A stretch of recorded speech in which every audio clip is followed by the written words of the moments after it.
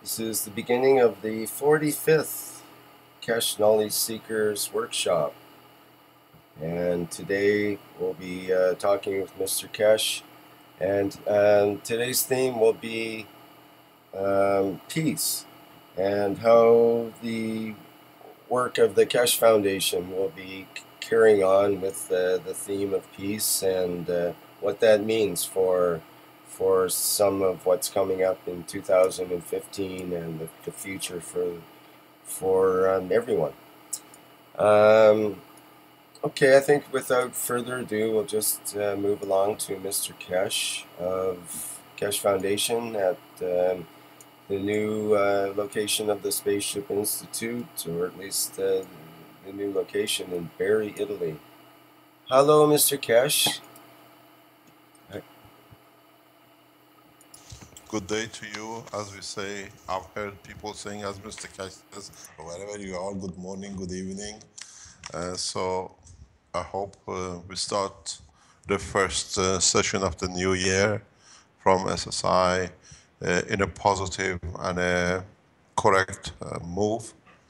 Happy New Year to those who have not heard us this year. And hopefully we start a fresh page in the history of the Keshe Foundation.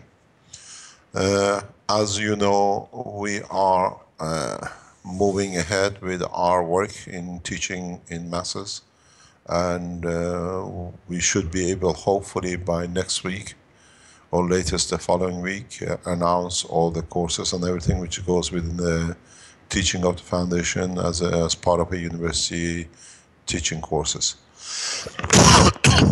There has been a lot of questions. I have received a lot of requests, scientists around the world who want to be in the first wave of what we call masters, or at least to be participating in the first sessions that they become the teachers of the Institute later on in September. We will respond to you accordingly in due time. And any scientist who's been in touch with us who wanted to be part of the foundation will be responding to you in the coming days too, in calling on if you want to join and when you want to join. I've been asked the question if this is going to be a peace university. In so many ways, yes. We will not develop any technology will harm any human beings. That's one of the ethoses of the foundation. And the peace is the subject of today. This workshop is put together, and all the workshops in the past, in building step by step and making ready for the final push for world peace. If we would have taught what we teach now from the first session, from the first lessons, everything would have looked a bit ridiculous and misty. But now, as all of you have learned step by step, and we carry a large number of people with us in learning and teaching, and scientists around the world testing, now we from today enter total interaction and change of course for the foundation and application of the technology. Up to now, we set the base, we set the foundation of trying to explain the physical methods of how to do things. From today, we force ahead and we forge ahead with direct application, implication, and use of the technology for peace and forcing peace through new technology. The foundation will announce, as we said, we will have the facilities of the spin-offs within the institute and within the university, financed mainly through and by foundation wherever we can. We have a large number of organizations who have shown support in spin-offs in the fields of speciality, where and how they want to do, in support with the teachings which will start. One of the reasons we taught up to now in this way was to bring as many people as possible around that they can bring in the education further on to masses. We have taught a few thousand people the basic, and a few hundred out of the few thousand will become the teachers. And then the teachers will go back to masses. The whole thing goes on one basis. We teach each other as we learn, and we get guided as is needed. What does this mean? Why we push for peace this way? Why? What's the reason for peace? As we set out and laid out from the beginning, the purpose of the peace on this planet was to teach how man can live without consuming another flesh, another entity.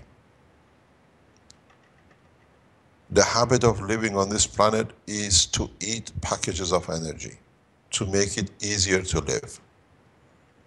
We eat vegetables which are already living things to get access to what they have processed that we do not want to do. Eating the way we have done to access energy, for us to have energy to do what we like, has become the habit of this planet. We have two choices: leave the man alone to be on this planet and keep on eating each other and killing each other, and killing other animals or vegetables and the rest, or, as we have taught through CO2 and other technologies which we open in short time, that the man walks away from killing and eating and consuming energy which is already added, saved, or organized by other entities. We eat fish, we eat plants. If we allow this ethos of killing, and which has led to the warmongering of the today we see on the different names and banners and flags, once we take man to space, other creatures of the space become food to man. And now you see the problem. Then there will be no peace, because man has a habit of eating ready energy packages like a takeaways, and now the lambs of today on earth becomes other creatures of the planet in the universes. And this is why we have started the peace process. Through peace process, to show man you do not need to eat packages of energies and be the cause of war and pain and damaging other souls. This is the talk of today. This is what we have started, and we start today. Why we teach how to use what you call GANSs, packages of the plasmas, as energies, rather than eating another package's life, which is decision making, which has a soul. A plant has a soul, a lamb has a soul. A fish has a soul. Killing another man, not to consume his flesh, but to have superiority, is another consumption of energy by killing. And this has to stop. Once the man learns this, then we can allow you to enter into universal community and to space. Because what happens once you enter a space, all other creatures of the universe become your food. What would you like to eat next time? As you call it, a Martian, because it's not one of yours. And we have seen in time man has eaten man. So we have no mercy even on our own kind in flesh. Now you understand why we push in for a process of peace, hand in hand with exploration of a space for man. When we give you the most advanced technologies, it should be carried by the man with the advanced intellect too.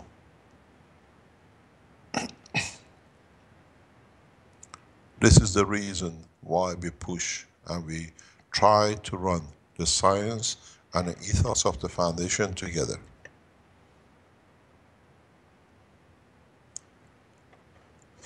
If we allow you to enter into space prematurely, then we cause huge mess outside. And a lot of effort has been made to stop such a mayhem in the space. Does not matter how advanced man becomes, even with the introduction of this technology, man will not be allowed to enter into the space beyond the boundary of this solar system unless man changes his habit. As I said to our American friends, we have seen the mayhem in Paris in past week. We do not get on the bandwagon, as I said to the core team. We have to be able to be above this and work in the background through the direct attraction and interaction with the soul of man. As I said to our American friends, they don't even remember why they're carrying a gun.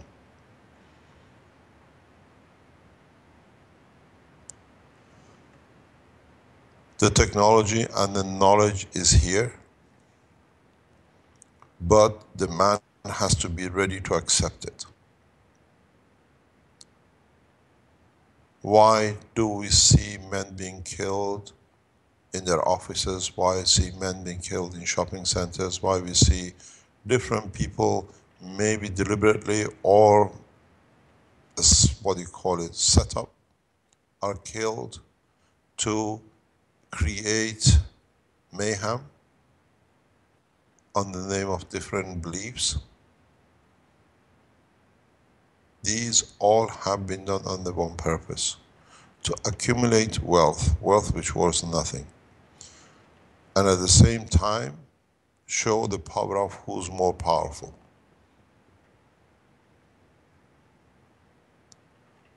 The mayhem we've seen in the past week, and as I informed a number of national governments, this is going to go beyond even what we've seen recently. We could see coming up when the 45 days wars within Palestine happened. Fathers were killed, children have no parents to guide. Fathers lost their children, they have nothing to lose. Mothers have lost their sons and their daughters, they have no more to lose. The only thing they have left is in the false belief they believe by killing others they can reach a point that this shall not be done. And there are those who abuse this weakness.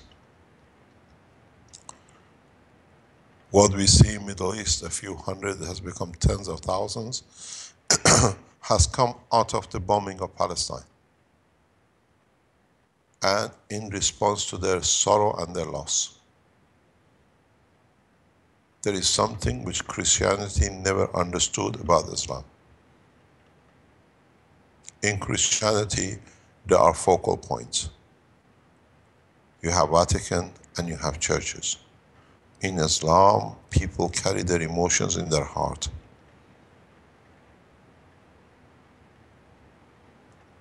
They are not devoted to no one but one name. And they see each other as one. This does not exist in Christianity. The West has not understood the working of Islam through the heart of people, which affects their emotion.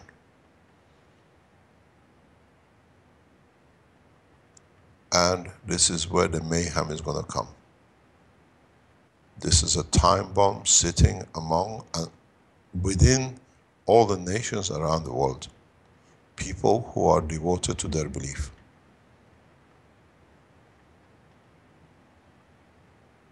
And their belief is one thing.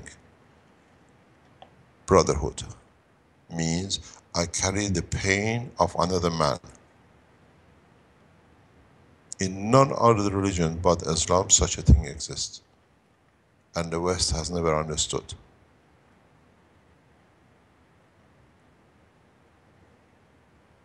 And this is where the problem sits, and this is what we said.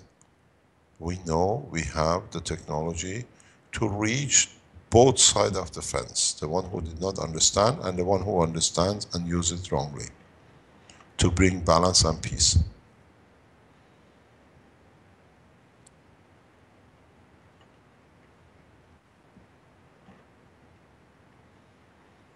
the peace will become our ultimate goal. And on the other hand, the peace will come with technology.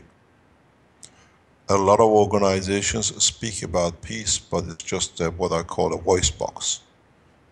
With us, we have the technology to enforce it, and from today we enforce it. Being cleanup, being reprocessing, being energy, being teaching, being medical, being interacting directly with governments. Today I have signed before the start of this session the agreement with the Japanese government for procedures to start the whole process. Our active involvement with the Japanese government has started today as it was waiting for my signature. The way we collaborate with Japanese, we will collaborate with any other nation. There is a very important point. Peace has to come hand in hand with the ethos of why and how and the reason. Peace cannot come just because we say so and we want to. As I've said before, with the stroke of a pen, I can arrange peace. With the release of one technology, we can release peace. But man will evolve and will use and abuse the new technology. We have to get the man to accept the ethos of peace within the emotional section of his brain. Not by force, and not by intimidation, and not by punishment.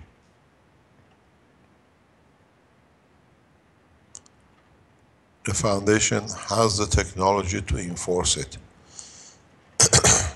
But unfortunately, on this planet, there is called evolution. You evolve. If we put in your brain that there is no need to kill, then man will understand, does not matter what tools and where he is, killing and destruction is wrong, and will literally walk away from it. We've seen the greed of man on this planet for a few pieces of yellow stone, what you call gold, and a few who like to call themselves powerful. If we show you the space, gold is nothing, and secondly, the power is so immense that these people, if they try to abuse it, then we have mayhem. So, in a way, man's behavior has confined man to prison of this planet.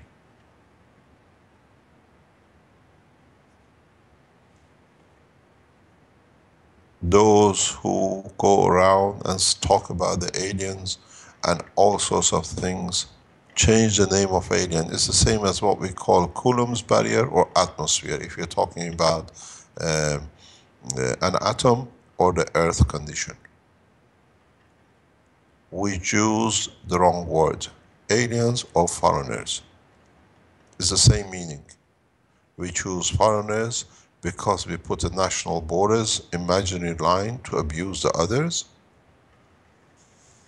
or we call them that they abuse us, suppress us. Now we use the word aliens for the borders beyond the atmosphere of this planet. But it's the same thing. Something which I always say to people, you are a foreigner once you cross your own village, your own house, your own boundary of what you call your nation. So we are all foreigners in respect to each other, and we are all home at the same time. If we cannot live with each other in peace, then our neighbors beyond this solar system will have the same problem as with us. Then we say they suppress us. They are trying to overrule us.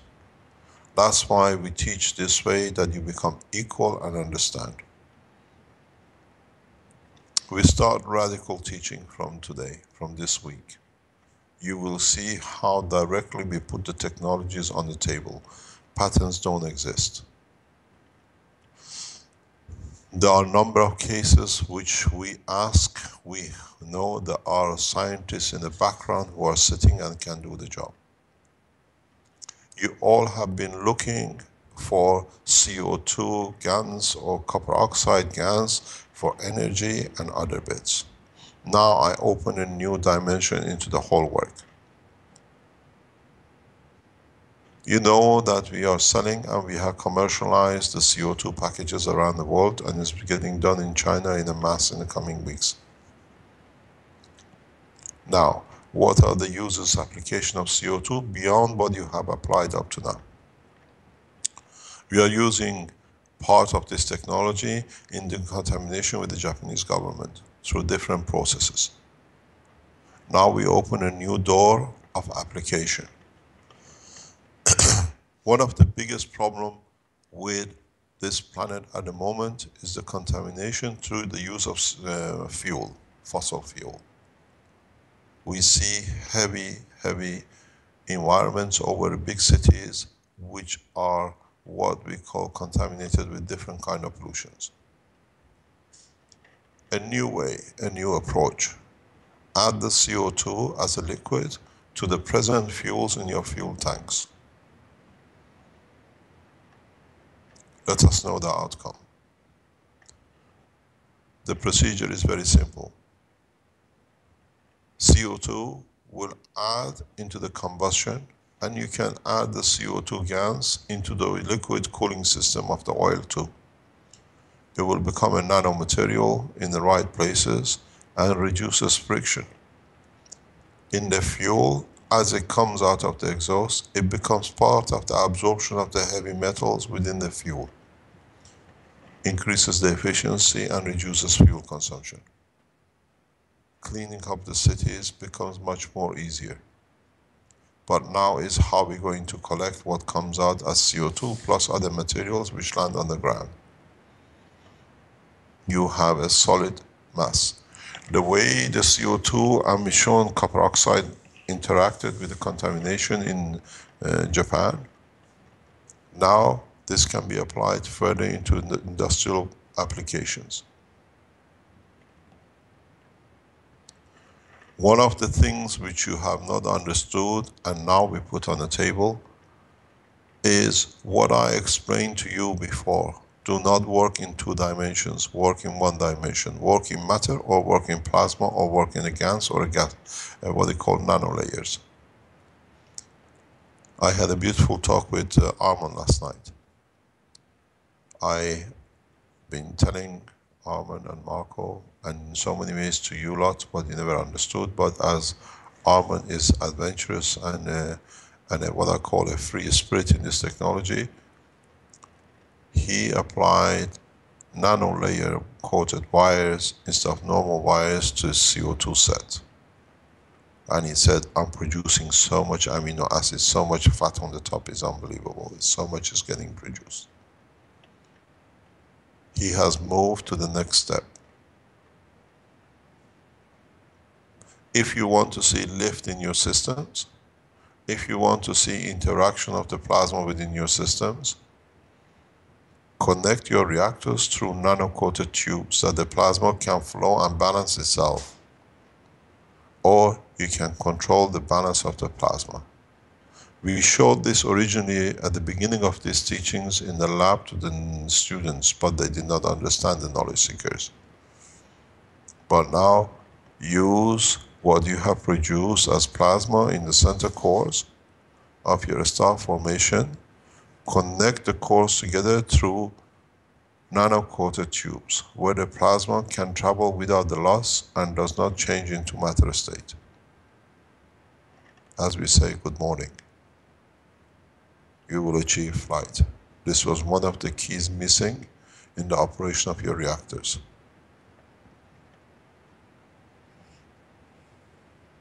You need to enter space in a correct way. You cannot do half of one and half of the other. One of the reasons you cannot concentrate your plasmas or direction of flow is because you cannot influence the plasma direction of the motion. Now, take your technology and knowledge one step further. People in NASA and the Russian Space Agency and the Iranian Space Agency now understand what was missing in their flight system.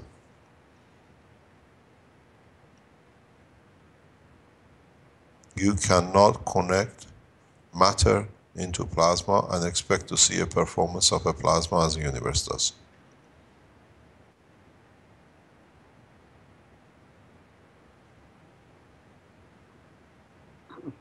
You cannot contain plasma in a matter state container. If you understood, you know where is your pitfall and why you're not flying and why you're not producing huge energies. I said I opened the door, and from today all the doors will be open so radically, so rapidly, that will force governments and people to do what they did not want to do. Get yourself plastic tubes. You do not need copper. Steam coat them in caustic that they get fully nano coat layers. As you know, you can coat plastic and use it as a channel to control the plasma in your cores. Then you decide the position of the free plasma in the center of star formation and its strength. It's upon you to decide where you're going to position this pipe and what efficiency you're looking for.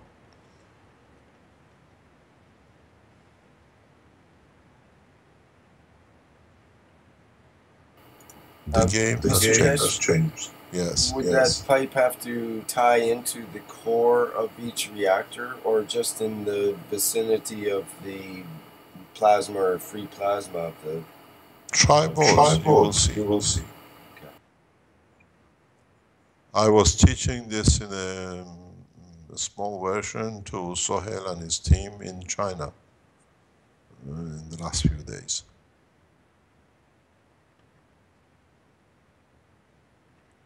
You should, if you understood, you should be able to achieve flight condition in a matter of hours or days.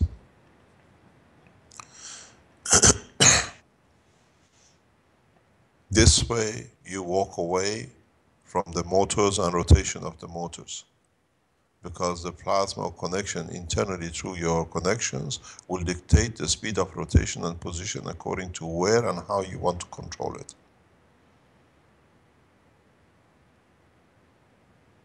Then you understand there is no need for, once you start the rotation, for the motors to run as such.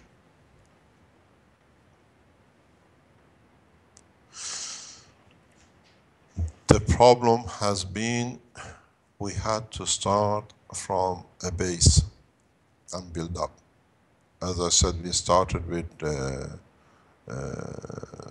caustics in nano layering, in creating GANS, and now producing the reactors, now coming into operation of applying the reactors for energy and other applications. You have to understand what you're dealing with and understand just a little bit of working of cosmology. Then the rest is free. This applies the same to work of Dr. Elia.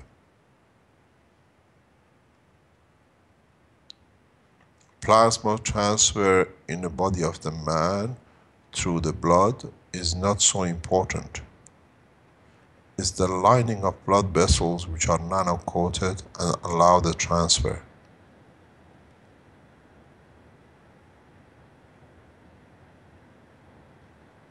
Very much like the plastic tubes which you nano-coat. The walls of the blood vessels and nervous system is not matter state, it's a GANS state. It's literally solid between the nano and a GANS state. And according to the thickness and according to their strength, they allow what material can pass through. For which part of the body, for what material. Then the world of medicine becomes very easy to handle. Then you understand why you create cancer cells in some parts and not in the others. then you understand how the gap in between the nano layers, nano cells, dictates what material and what condition is needed for production of what cell as a muscle for which part of the body. Intellectual people like Dr. Elio who understand the process will walk through with this. Then to repair a man, Pardon? then to repair a man, it's very easy. Good morning, Armen.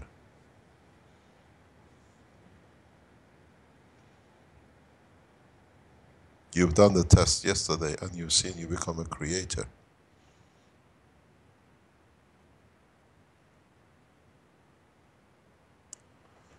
The problem is we dismantle the old order to bring the new, but through the understanding of peace and equality. No child is needed to be born on the pavements in somewhere in India and then the child be fed in the lap of luxury in another part of the world.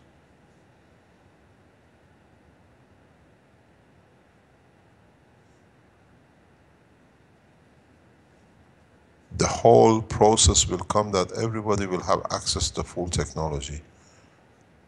And the knowledge of it is so easy that it becomes second nature to every man, so no man can abuse another man.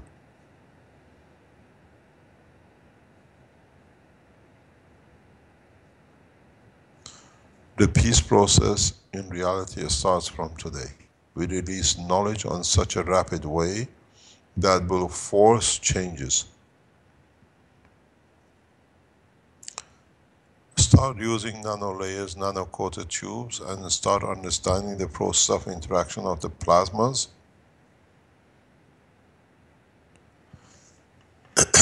Then you will understand how easy you will achieve lift. We got the open speaker somewhere. Let us talk about something in a very simple way. We got the open, somebody has left the speaker.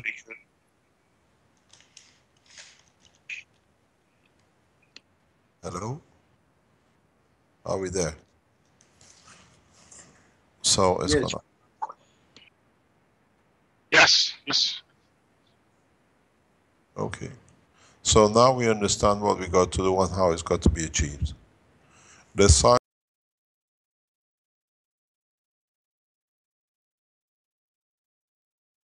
size of a ping ball. The ping pong ball, you have 4 reactors in, should be able to be the size of your reactors for application in a car. We've seen the rapid reduction in the use of in the price of oil in past few weeks. Those who are aware, they know what this means and what is the plan.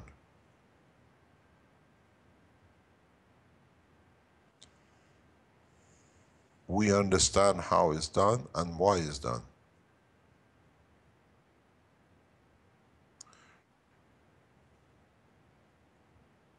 In a very short time, if this situation is not controlled, will lead to a mayhem that the few cents price reductions will become a nightmare for every man on this planet.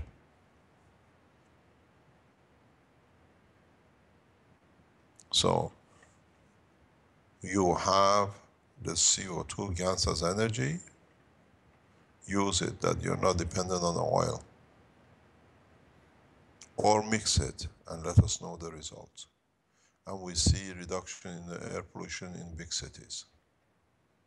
Interesting enough, if you can collect what comes out of the exhaust, you'll be a very rich man.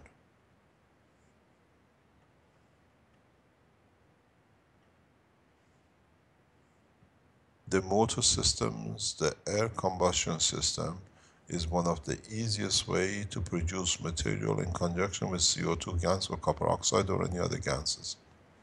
Depends what you want to collect when it comes out.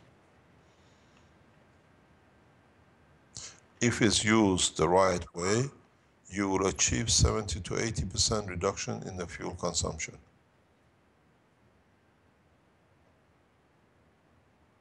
But you have to develop the technology.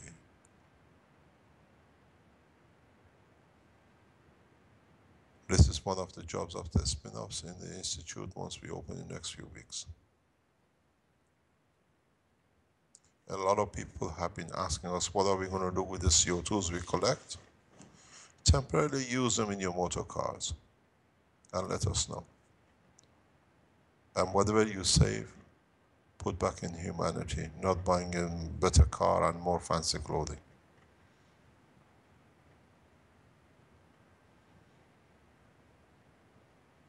You got to realize CO2, copper oxide, any material you change into a GANS is a star on its own. Every single one is an energy pack. How do you want to use it?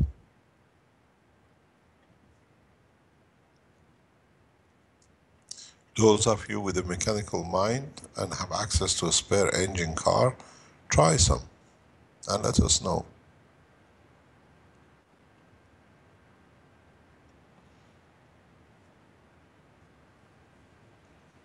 Just mixing with the gas? Yes, of course. I'll do that tomorrow. Get your exhaust. Collect your exhaust, see what comes out. Okay. Don't forget, in your exhaust pipes, in the housing of the exhaust pipes, there is always a moisture. Most of your material will land in there before it comes out of the exhaust. Look at your fuel efficiency. If you can do 10 kilometers with 1 liter, or you can do 12 or 15 or 20 kilometers. But you have to get the right ratio of CO2. And it costs nothing what you collect. I know, Armen, you have killed tons of liters of it somewhere. No, come on, Mr. Kish, don't exaggerate. Half of it I already dried it, so. According to Vince, you have barrels of it somewhere. That Vince. He's exaggerating it. We know That our was a Chinese. caustic, and it was 45-gallon drum barrels. Yes, caustic. But we know our Chinese colleagues have some as well. We know in China there is large quantities amongst people, and some people who we're testing heavily. They have offered it already to the foundation.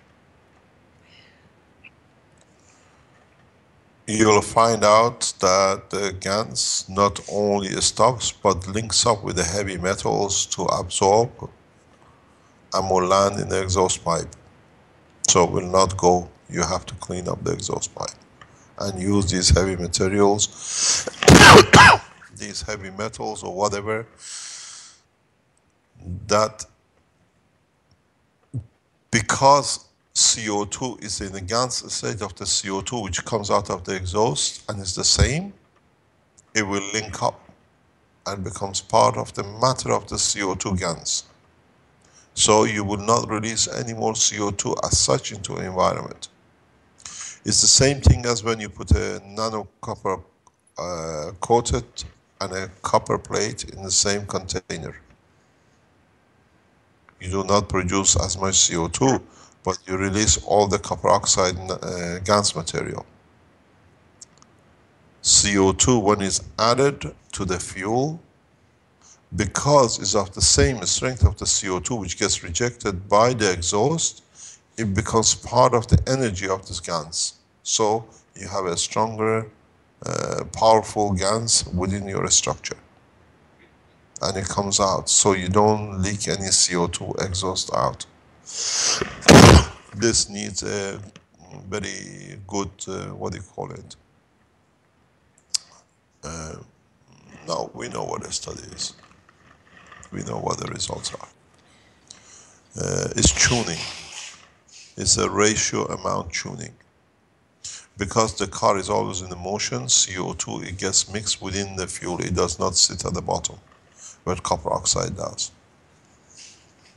So your CO2 links up with the CO2 of the burning of the fuel will link up with the GANS CO2 itself, because they're of the same.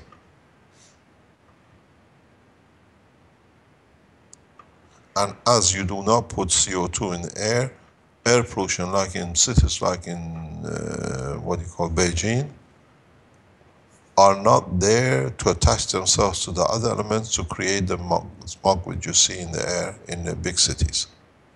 But then you have to redesign the exhaust systems that you can easily collect the material as you drive. Maybe, yes, depends if you want a new fertilizer. In a way, if you collect it, you put it back in with the next fuel, so it becomes stronger next time. You could hang a tin can on your tailpipe and it would probably be adequate to collect the moisture that drips out, actually. I leave it to your knowledge. What will show this? We'll show this as a spin-off in the new university. Mr. Keshe, what's the ratio we should mix? Depends on what oil you're using. Look at the ratio of the oil on top of your CO2 containers to the CO2 you collect. Don't forget the oil you use is the oil which is on the top, which is mixed and become a fuel.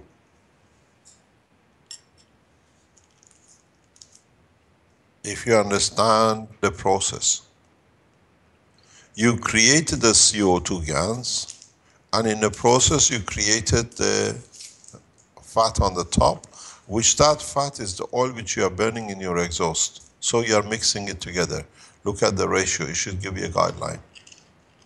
You should wash it with the water, or you just leave it as salt? You have to wash it, otherwise you put salt in your system. Okay. Once you wash it, once it's processed, you receive a pure session. Look at the process. The CO2 which comes out of the combustion engines, the CO2 which comes out of the lung of the man, the CO2 which gets rejected by the plant, is all linked up to the amino acid. Okay. The ratio should be very easy. You should see what you collect, you should see what you release.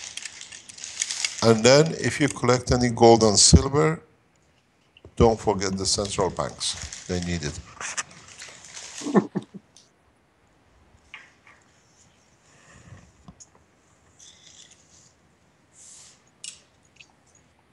Now you understand the process. Now we interfere directly with the process of the helping what the man has done wrong. Oil companies can't blame you because you're helping to clean up the system. Very soon they'll add. You go in the fuel station, they say diesel with CO2. We bring GANS as part of the natural process of life as it is and has been, and man never understood.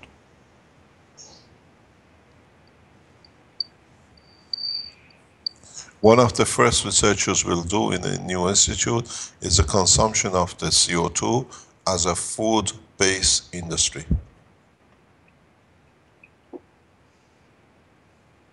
We will measure it, we'll assess it, we'll confirm it, and then we'll give it to the hand of the government to release it to people.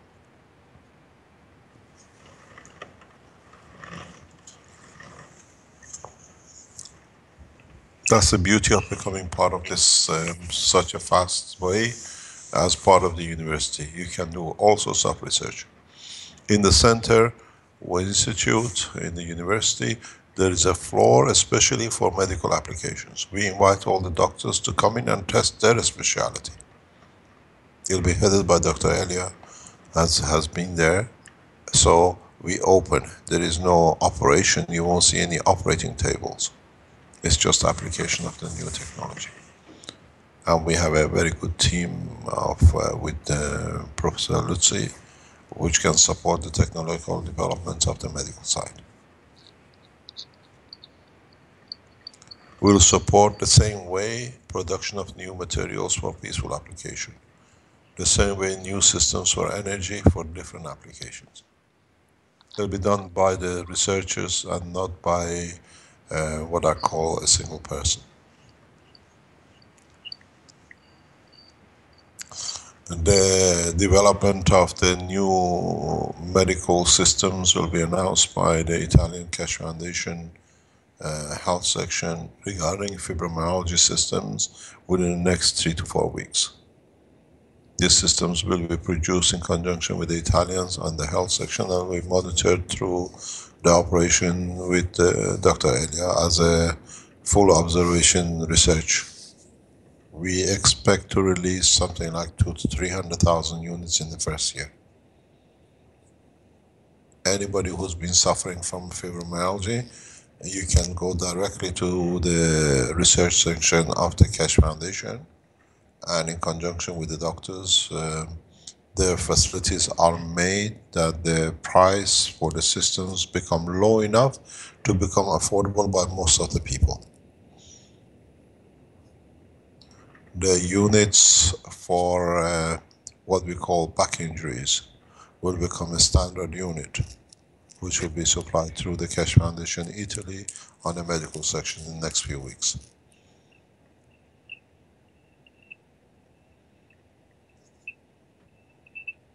So we are releasing everything in one go in different directions. I was talking to Sohail, they are researching on new ways of measuring plasma. I explained to them how they have to measure the maggrav, so in what they develop.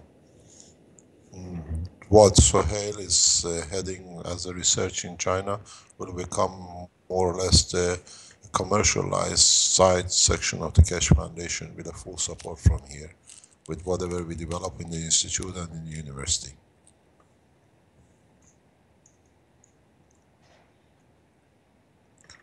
In the coming days and weeks, we will show how we will use the system for enforcing peace, indirectly influencing the thought of man. If we do not come to an agreement in a very short time with 2 or 3 governments to be able to start, in mid-February we'll start the process by the Keshe Foundations around the world. The technology to do so has already been discussed with the Italians and will be produced in Italy initially.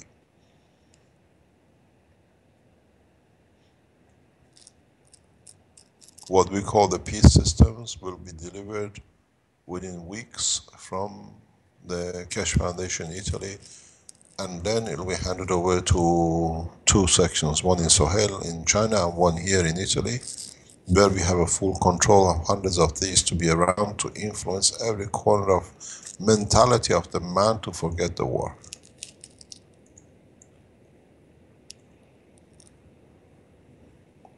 I have built the systems.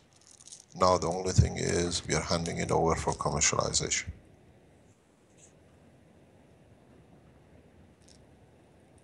The CO2 was just a beginning. It took us a few weeks to get it organized, to be done. Now it's in the hand of capable team in China. We've seen it getting and delivered. I've seen a lot of negative and a lot of what you call wrong things about the foundation on the internet. We do not care, we do not pay much attention. These are a bunch of what I call schizophrenics who have to find somebody to confirm their own existence. Those who made the threat will match them with the same, with love and care. And those who make all sorts of problems for themselves and the others, they have to answer to their own souls.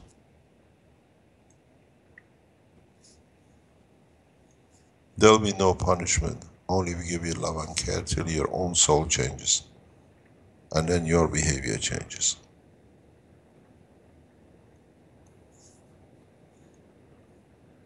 We start the world peace as of today. We, as we said, we'll go back to every individual. We teach you how to make things. Now I open a new door to you. Start using the CO2 beyond the boundary of the course.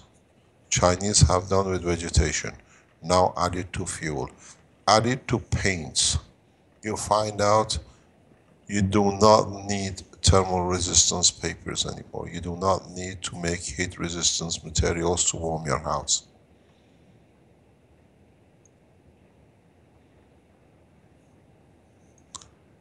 Or leave it to us to do it the safe way, and then we tell you how to do it. You have to do most of the research.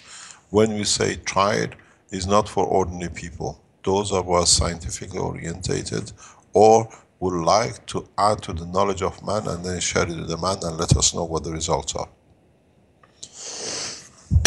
Use the forum of the Keshe Foundation for any new development you have achieved. Keshe Foundation Forum has been built for this.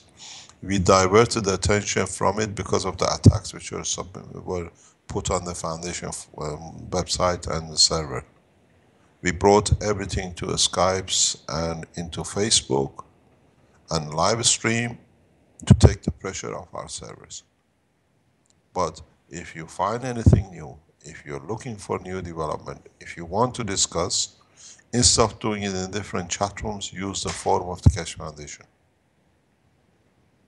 We monitor it, it's monitored by the people who understand our security systems on it.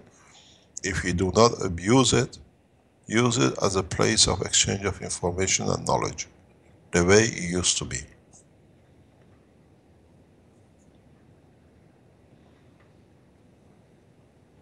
Mr. Keshe, I have a quick question. You suggest using CO2 in paint. Is it going to be dangerous for the human health? Good morning, Ludmil. Good morning. Yes, you're eating, so you're drinking. I know you love Coca-Cola and Fanta. Is the CO2 in the Coca-Cola bottle dangerous for you? Well, I don't know. I'm one of these Americans which probably don't drink a bottle of Coca-Cola for a year, but... But the last time you drank, you're still alive. Did it kill you? It didn't, but wasn't in GANS form. So what's the difference? It's still CO2.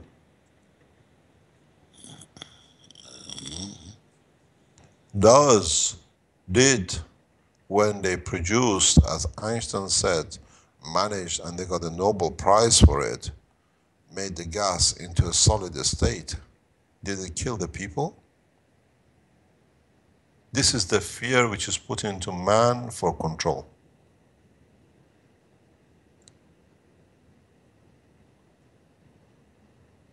You drink it as a gas. You breathe it in the pollution of the air. It is part of the structure of your body. It's rejected by your body. Does the CO2 which is in the lung, in your lung, has killed you as a GANS?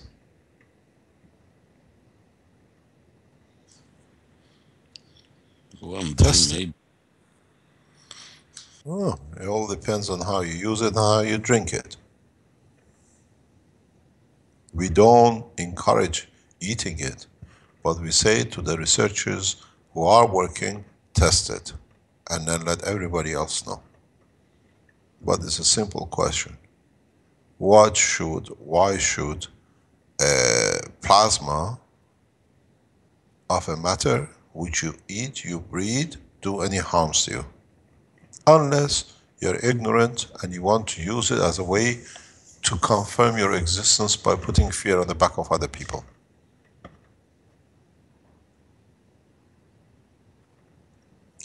If the governments use the GANs, even the Americans, NASA Space is using propulsion systems of the plasma, use the GANs, they'll find out they'll reach a much more higher efficiency.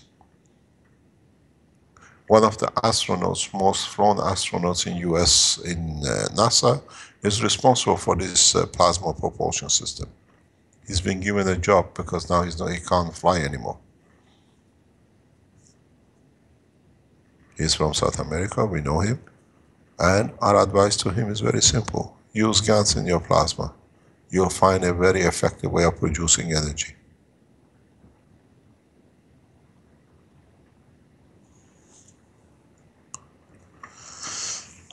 The absorption of GANS in a CO2 state is part of natural process of your own body. How come now it's dangerous to touch it? Your body contains salt, your body contains nanomaterial in the state of GANS, and your body absorbs energy from the environment and the fat on your skin. Don't your body extract CO2 from the environment? Or is your structure any different than the leaf of a tree, which extracts CO2 in a GANS state, as you've seen in the CO2 boxes? And you're still alive. Or are we in the dogma of the past, as I said in the last talk?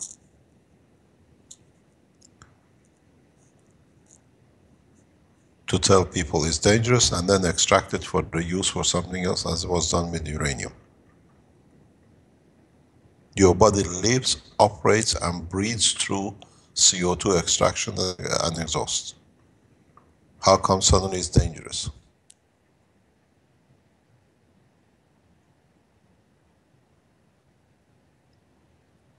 Is a source of energy, is a natural source of energy used on this planet.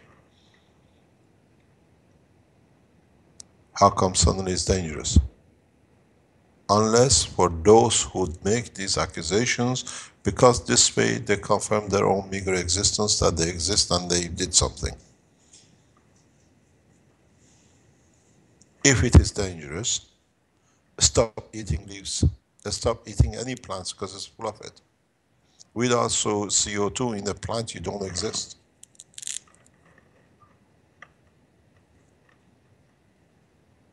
Or you don't understand what you're talking about.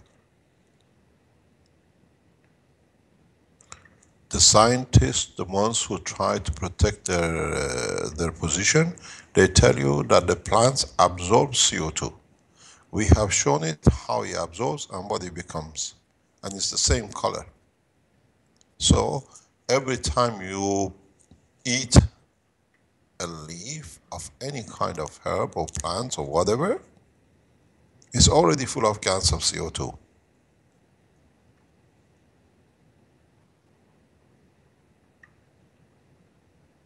It's part of the energy you absorb from the plant when you eat it. They don't pick all the plants during the daytime.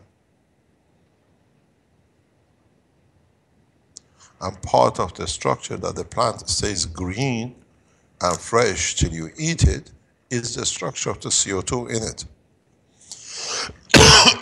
in the GANS state.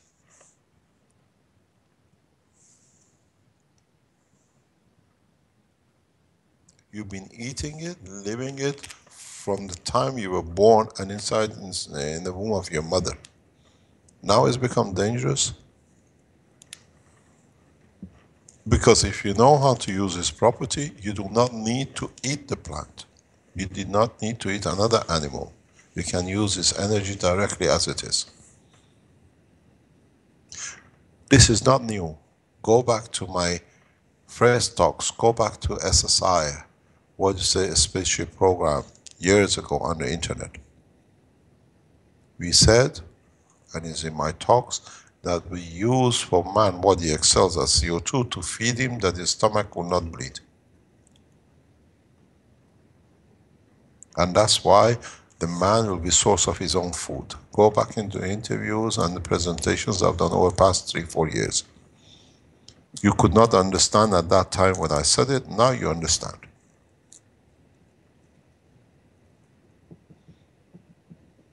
It has a solid state that the body of the man, the stomach of the man can absorb, and he has the energy to release when he reaches it. Exactly as you're eating a vegetable. But let the scientists check it and they tell you, then you believe it, because that way they can control you. We leave it to the recommendation of the scientists and governments. But this is a teaching, this is not for public. Let the scientists in Las Almas, in the Russian Space Agency, for feeding the astronauts, and the Chinese for feeding the population, and the Indians for feeding hunger on the streets of Delhi, to test it very rapidly. We have clean air cities and we have no hunger on the streets. And people will be very happy to drive cars as much as they can, because the more CO2 they put out, the more food they produce.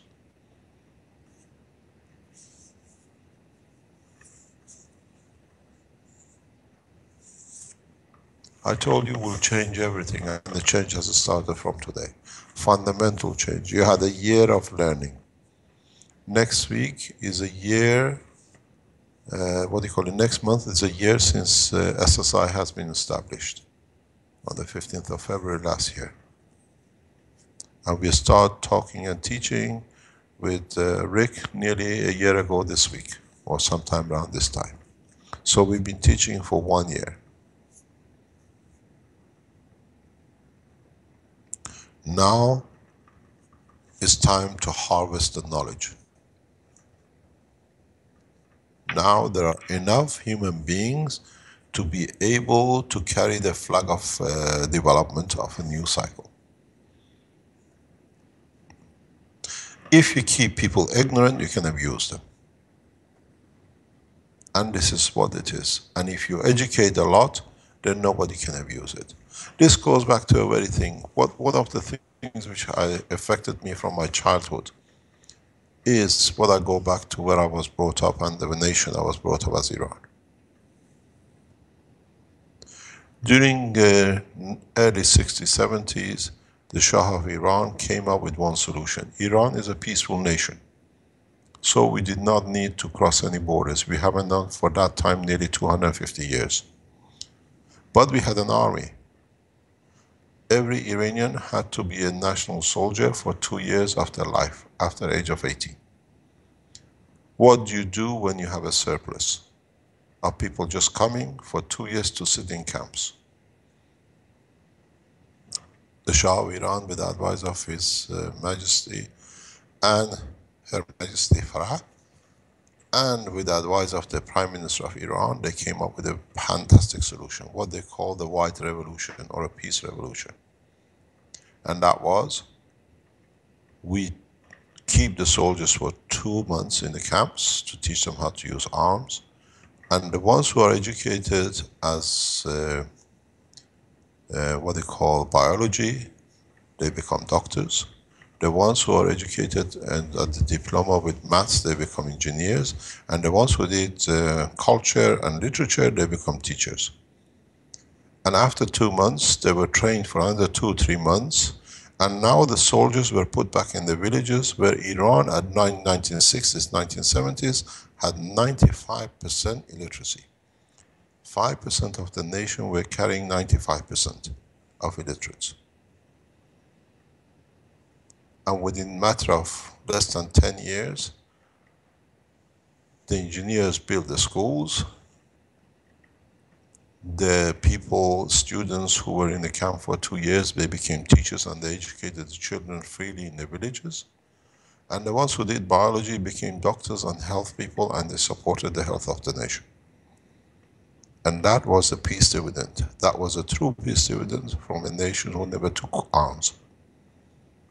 And now, what you see on the back of that teaching, 90%, 95% of the Iranian became educated. And now you have a nation who's leading in nuclear, in nanotechnology and different aspects. The backbone was the peace dividend of the time. And now, with the wisdom of His Eminence Ayatollah Khamenei, this knowledge, this what was put as a foundation was harvested fully, devoting a nation which does not need to make arms to educate. And now we've seen how advanced Iran is. This should become the cycle for humanity. A few of us who understand become the backbone to teach the ones who don't, and through it we carry the other 95%. And then they teach themselves and they carry themselves.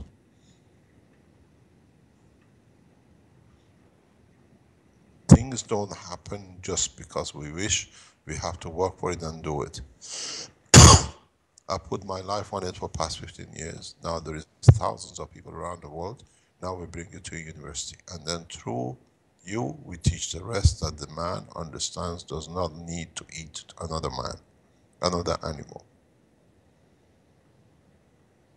They have their cycle, they have their life. But as human, we can change things. And in achieving that, then we can change peace, and then we are allowed to enter in the dimension which is beyond the boundary of our understanding.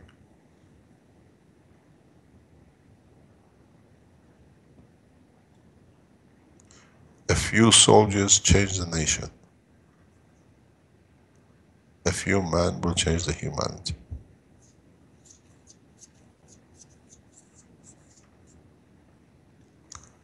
Start looking in the application of the GANs in the structure of every aspect of the work.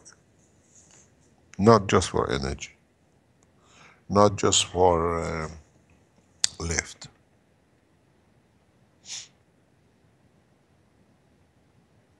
If you can mix with the different mixtures of water and different kind of gases, which are absorbable and can give the right energy to the body of the man, will stop the man from hunger of eating and will change his behavior.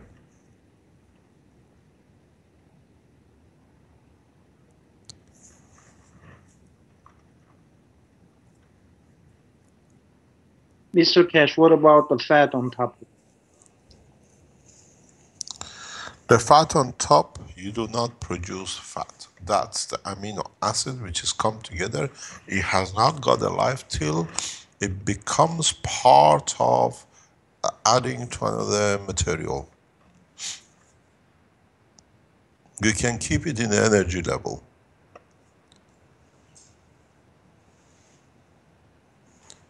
It's an amino acid, it's a chemical reaction, but in a plasma level.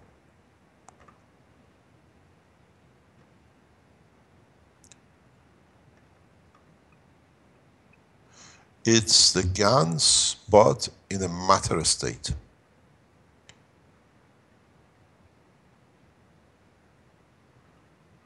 When you add a metal or element to it, then it has to interact to accommodate, and it needs to link up. Then it creates intelligence, because it creates replication. Most of the fat you have, or amino acid you have, is a pure amino acid, means it has its individual parts. It has not replicated. It's just that there's so much of it, there's so many leaves on the surface of the water. The life starts when it links up with an element, and then it starts a cycle of reproduction.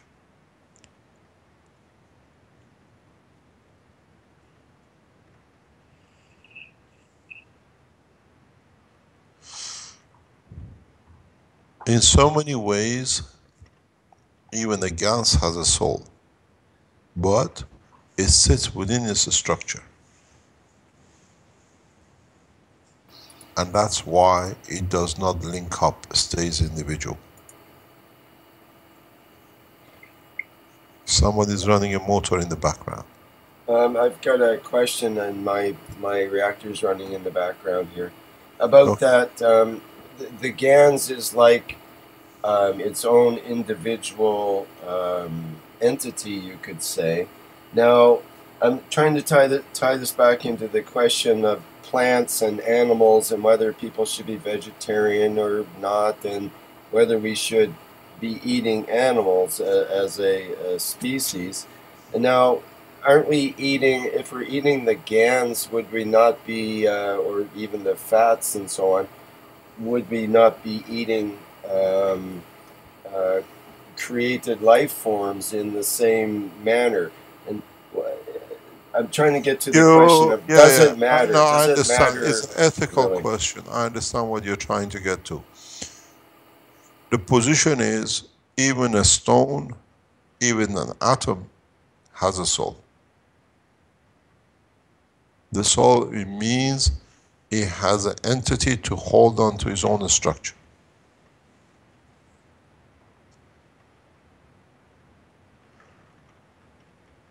I go a step further because this is part of adding to the knowledge. When you consume GANS, you do not destroy the GANS. When it's within your body, it leaves part of the energy it does not need.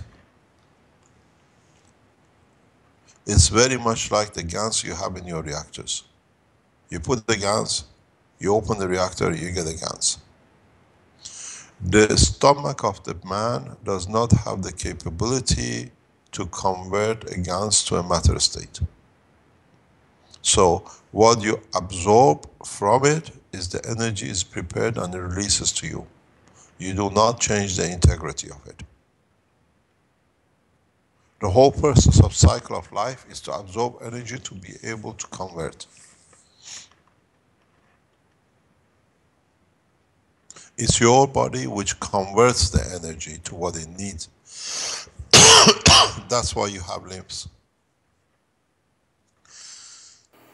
So Mr. Keshe, it's like it's the breakdown of the entityness of something into components is almost the act that's not correct in a way, or like how do we determine what entities are okay to break down and which are not in that sense? You know? It's a process of you don't break down anymore. It's the process of you take what the system is prepared to give you. It's very much, it's like when you eat food, you don't absorb all its elements. And you reject what is not needed as a stool. In the GANS state, it's the same. It gives you the energy it needs to give, and it gets rejected.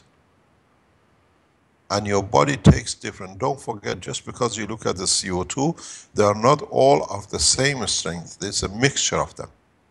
So your body uses different mixture. In fact, you don't break down. You collect what they are ready to release to you. You don't harm no one. In a way, is the offering made, and your body takes what that offering is available.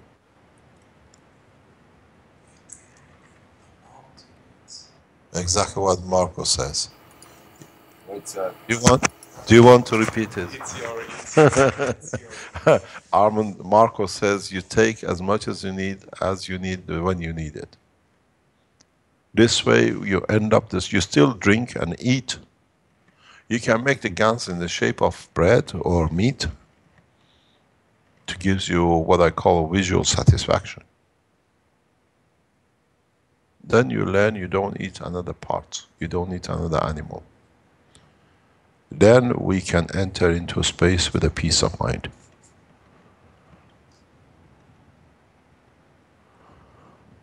The process is very simple. No one had any idea about what we call new food system and new food processes. All has been introduced in past 10, 20, 30 years.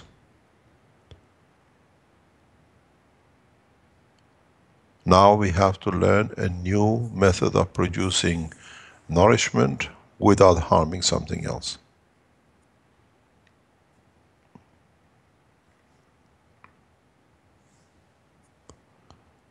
And if we can do that, then we get the behavior and reach the behavior of not needing to destroy. I've given a lot of time this example between the Indians and Pakistanis, how the same brothers taken different type of path of consumption of food, and they have ended up with different behavior. Now that we introduced this newest way of, natural way of conversion of energy, then we'll go back to become maybe better than the Indians in belief not to harm. Very much we go back to the ethos of the Japanese, where they sit at the moment, in respect to their defense, because they learned it the harsh way. The man has been through and will go through Hiroshima in totality, and then will come out of it as Japan, will not carry arms, even though the new government is trying to push to match the others.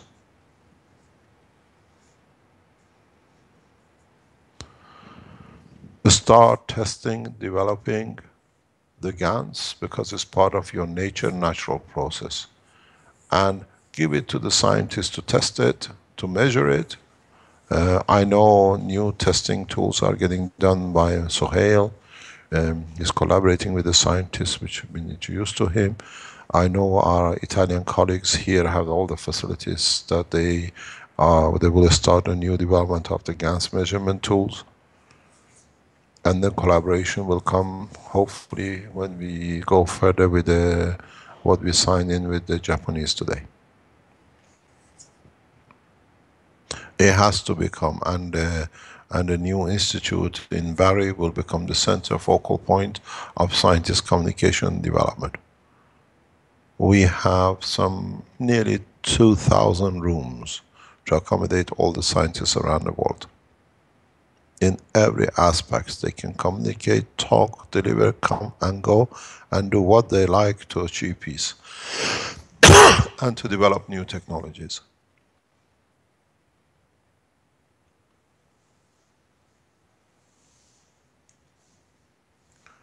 There are steps taken and they've been tried to stop the foundation, as we told you before. We even have seen it yesterday. As you know, we go back to this is a warning to the Belgian government officials. As you know, they've been trying to issue a warrant for different things, and now they start the procedure that we are selling goods that we don't deliver. And we have sent CO2 units to Belgium, which with a false address has not been delivered, to say that we don't deliver. The packages are back with us. We are putting it in public, and the people who bought it never received it, who work with the Belgian agencies. We put it in public. No small nation as Belgium can stop the progress of humanity. These systems were deliberately ordered to show that we don't deliver. They did not accept it, that they can accuse as part of the procedure for fraud. We put their names and the address of these people in public on the internet. They have to say why they did not collect their units. And strange enough, only Belgium has returned packages. This is another fraud step taken by the police of Belgium and the royal family. But that's their problem. We pray for their souls.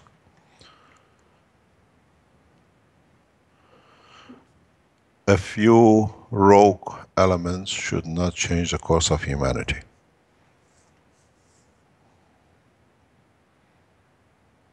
A few people who go and do mayhem should not stop the course of understanding another culture. We have a problem in understanding our own brothers' way of thinking and accepting and living. How are we going to accept a new cultures in the space?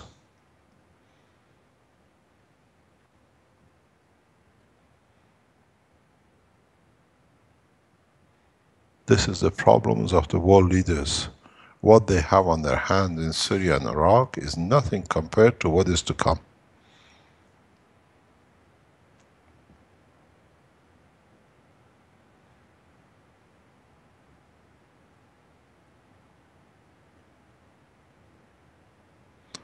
If you move beyond the boundary of this space and you see another entity as food, God help you. They have enough knowledge to make you energy source for their own food. They won't kill you, but if you become a GANS, you're an energy source. You made a step. You made a mistake. You can't blame nobody for it.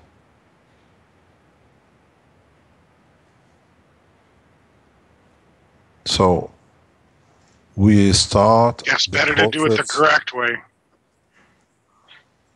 They don't need to do it the correct way. You No, volunteer to for us become to do it food. the correct way, we In a should way. do it correctly, the correct way. In a way. Now you understand where we are going and why we call today is a peace, the first step towards peace. This peace is needed, not only military, but the peace of mind, peace of being able to live amongst each other without looking at each other and animals as food resources. Then when we are at peace, we can open the space. From now on is the man who puts a limit on the time of his openness into a space, not us. Now we open the institutes and universities to teach, and the teachers are you who understood fully from the beginning. I've received emails from some of the most eminent scientists around the world who've been looking at the foundation for years. Now they're declaring their hand. They're ready to join in to develop. Some of the top scientists around the world are sitting to do so. And we invited them in.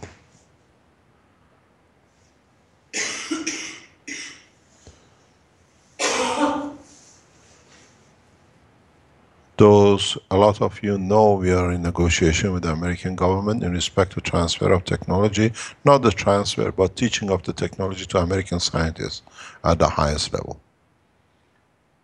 The travel was denied due to security. Thus, they are as a caliber that their movement is protected by their nation. We respect that. I suggested to them, we come to you or open the secure channels, we teach you on the live channels, Skypes or secure channels of communication. That no nation has to put its scientists at risk.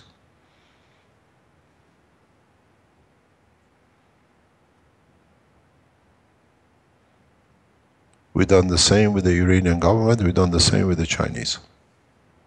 And our channel of communication and development has opened up with the Japanese on the same manner.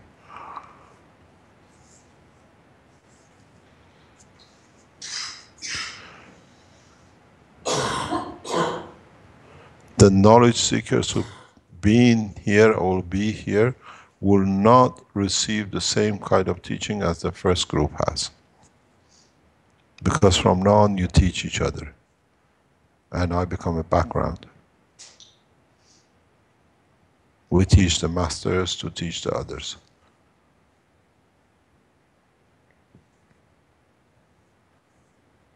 Those who came and then they thought they became enemies through their wrong behavior and wrong doings and wrong putting things out, they have shown actually how correct we've been. They served us better outside than inside. And those who stay close with the foundation and they get taught directly, they become the masters of the future to teach more. And in the background, I'm trying to teach to the core team, the core peace team, how they have to behave in respect to the others. They have to become the guardians of the soul to elevate the physicality. Not get entangled in running off the operation of the reactors.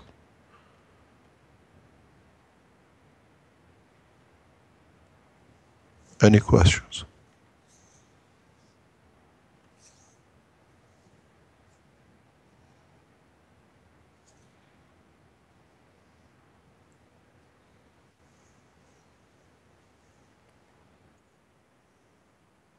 Thank you for that, Mr. Keshe. Thank you very much. Yes. I don't have any particular questions in the go-to meeting. Rick, did you have anything on your side? I know there was a question in my email I got to get to. So I believe there was some things. Well, does Armen have anything else he wants to say about his GANS setup that he had? We had showed the pictures of it. He wanted me to show the pictures, and I'm not sure if he had. Mr. Keshe, you asked me to show pictures that you can explain in a workshop. So I asked Rick to show the pictures.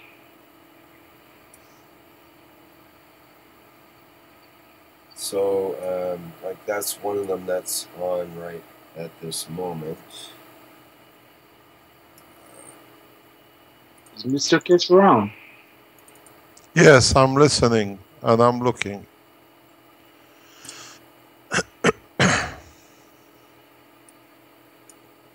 But perhaps we would like to continue with the peace theme in a deeper way. It could be interesting as well.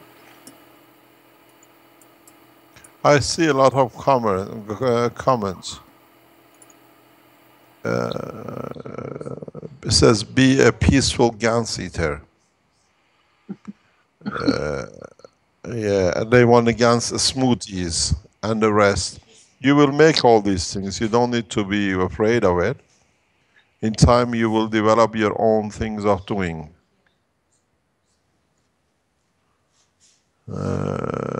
You have to now open the doors of knowledge yourselves. Start, when you make materials, start mixing the GANs within the structure of the materials. They become energy sources for your material. If you can add GANSes into fiber, you will find out you will receive the warmth of the GANs without much need for clothing.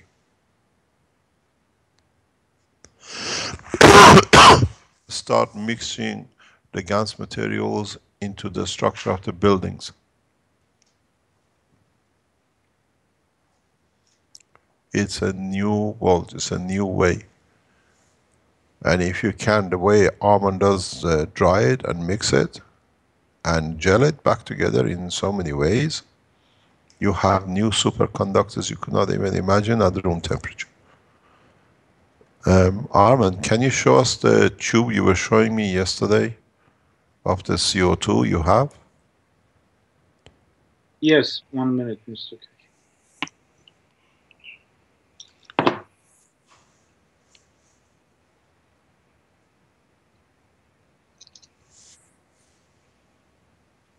Yeah. Yeah, I'm trying. Can you put it on the live stream? Because we see it on the Skype. Rick, what you want me to do? Just take a picture and send it to you that you can share? Just hold it right there. Yeah, just hold it right there.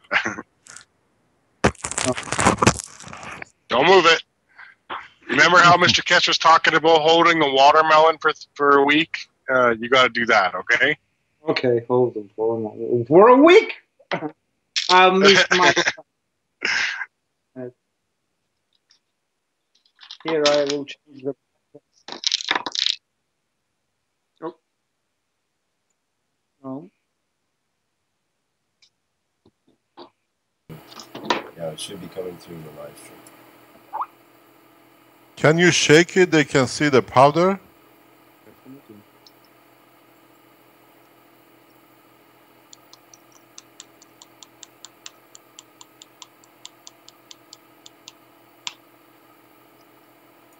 Yeah. He has 20 grams of it. And is that completely dried, like Armen? Completely dry, and it's slow drying. You know, under the light. You know, you have a light on top, so it speeds up drying, and you know, it's natural way.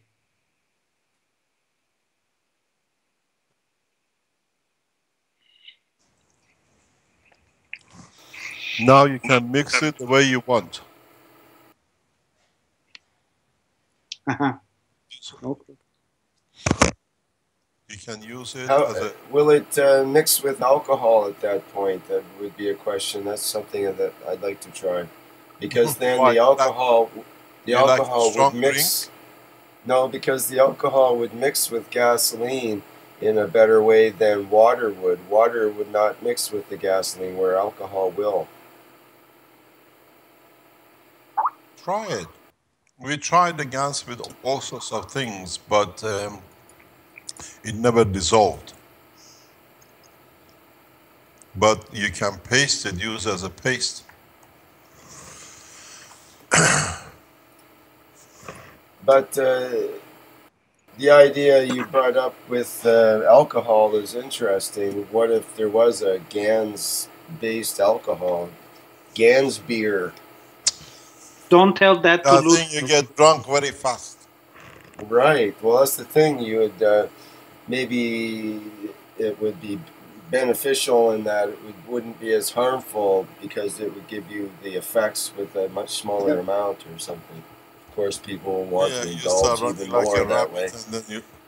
Sounds. I don't think that would work. Maybe we should forget about GANS beer altogether. Don't worry, Ludmila already gonna test.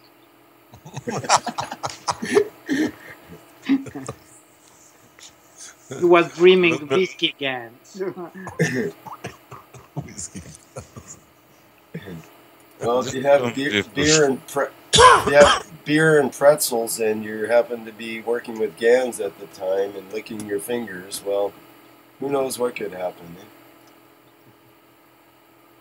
Anyways, it's an interesting topic, and I'm sure we'll find out a lot more about this in the coming year here. There's so many people experimenting and wanting to know more about that, the health issues and benefits, and we need to get more professional opinions on that and various tests done. This is great. The way it's going. Yes, this is one of the reasons that the present systems will not show us the real work of the GANs, because the present systems only measures magnetic field in one direction, where the GANs has both gravity and magnetic field. Is a total energy system. So it's very difficult to, literally impossible to measure the effect of a GANS or a plasma with a single direction system, like radiation detectors or field detectors. The system has to be in a way that measures the environment of a plasma of a GANS. This can be done, and we have already taken the steps to produce such a system with Professor Luzzi in Italy.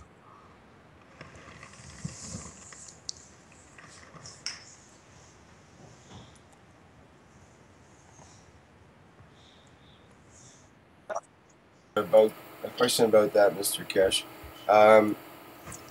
Can the human heart or other organs within the human physicality be sensitive to the GANs such that you could have, let's say, a vial of GANs or some small amount that was, say, close to the heart, as in an amulet, and if it was the same batch of GANs from the reactors, could a human be sensitive to what was going on in the reactors through that connection with a smaller amount of GANs? Depends on what you call sensitive. Well, let's say sensitive enough to know whether the free plasma was occurring in the reactors. Let me rephrase this word sensitive. Each cell can receive, or each organ can receive, certain amount of energy to function within the parameters of its proper working. You have to measure what is the measurement for that organ, that you do not overload it or underload it to receive from it. The word sensitivity is meaningless because you have to say if it is in balance with what it is. Because even all of us have heart, all our hearts are not made of the same material, the same structure. So it can't act necessarily just as a sensor, it would be more of a giving or receiving type situation.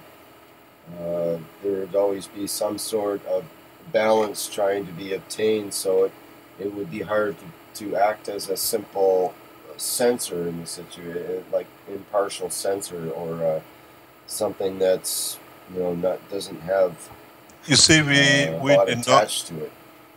at the moment, we do not have the tools, or we don't have a single tool to measure both magnetical and gravitational system at the same time and gives us a balance. This is what I was trying to explain to Sohail and his team yesterday or the day before. What we measure has to be the measurement of both between gravitational field of the cell and magnetical fields, which gives us the balance or gives us the mass of the cell. And then if we have a reference point for this mass, has to be so much to work healthily, then we see if we need to give it or take from it. At the moment, we only measure a current, which is the vibration of electrons, and the body does not have a vibration of electrons. Even though we measure the electric current in a neurosystem.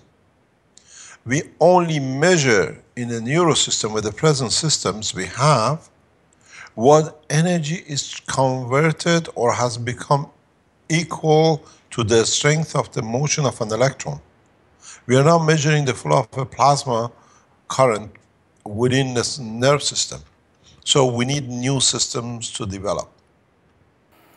For example, we could probably feel a very large magnetic gravitational field if it suddenly came into being close by. I am assuming that, but we may not be able to feel a very small magnetic gravitational field. Is there a sort of a range that most humans are capable of now, and then maybe we can become more sensitive to the finer fields, the smaller fields? Would that be fair? We measure the full spectrum with our system as we have with our emotional part and physical part. There's a misconception that the aura of a man is within the boundary of the body of the man. Our aura expands the length of the universe. This is how I always say a mother feels the child is in problem, or a twin feels the other twin is in problem across the world. It depends what we tune ourselves into to feel. In a way, all of us feel others' pain, but our system has tuned itself only to listen to the pain of itself. It's very much if you disconnect the neurosystem of your toe, the toe is still there, you can put a needle in it, but you won't feel it. Because our neurosystem has decided only accepting certain strength as pain through a connection. But it doesn't mean that the pain is not there. We've done the same with the other souls and entities on this planet. We become so selfish that we only would like to feel what we like to feel. Our own pain, but not the others. And as I said in the talk to the core team, or another room, I can't remember where I was writing to, we have a common denominator soul. If man uses the common denominator soul which exists across this planet and the universe, then once you feel the pain of the others, you would not like to have that pain. You do two things.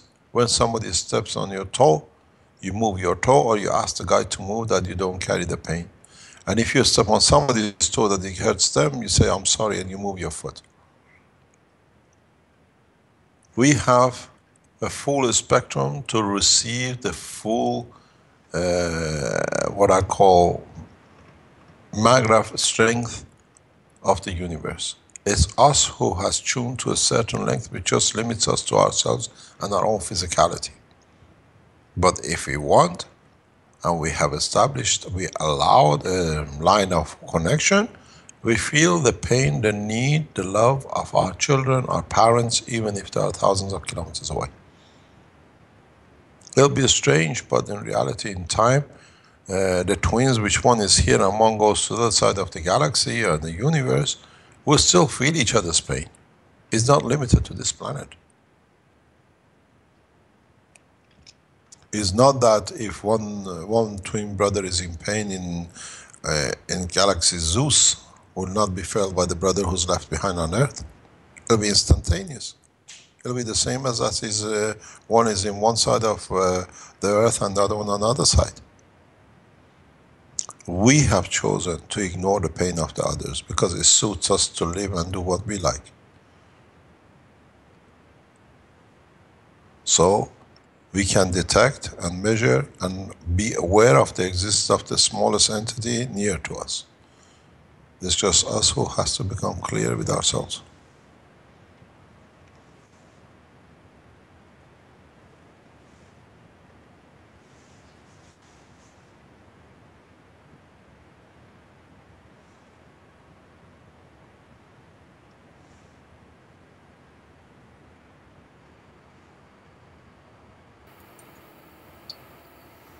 Okay, thank you for that. There was a question from the live stream. Is there an efficient way to collect the fat that is created on the surface of the static reactors? A scoop? I think Armen had a special kind of scoop that he was discussing as well, using, I believe it was a piece of wire, Armen? No.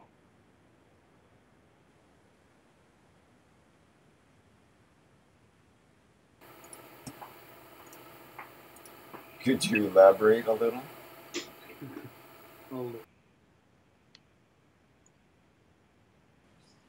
The video is turned off.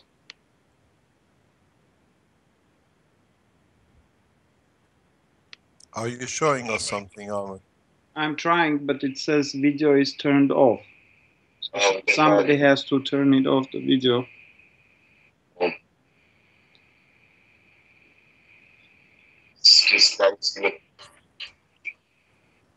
Stays. Okay, so it's like a brush. Can we see your brush? Yeah, here.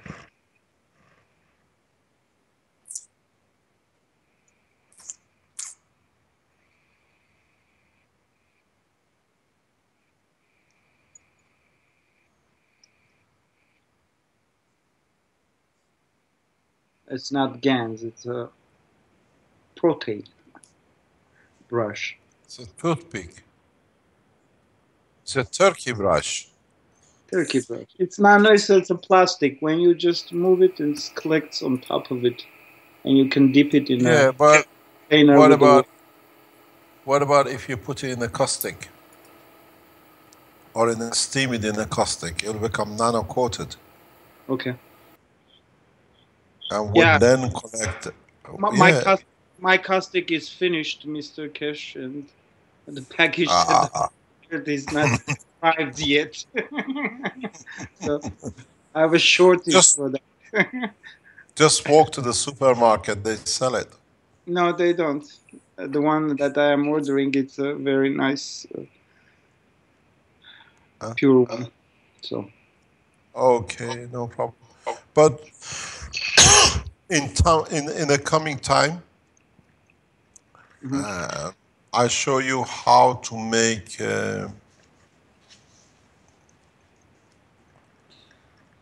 nanomaterial and the GANS of materials without the use of caustic. It happens in the nature naturally. On Earth,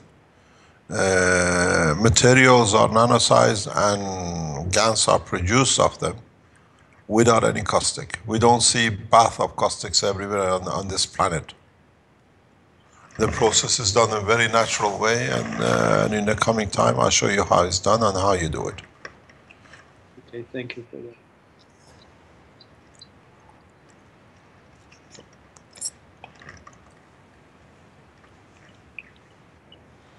In a way, you've done it in the lab when you were in SSI, but you have never seen it. So I'll show it to you how it's done.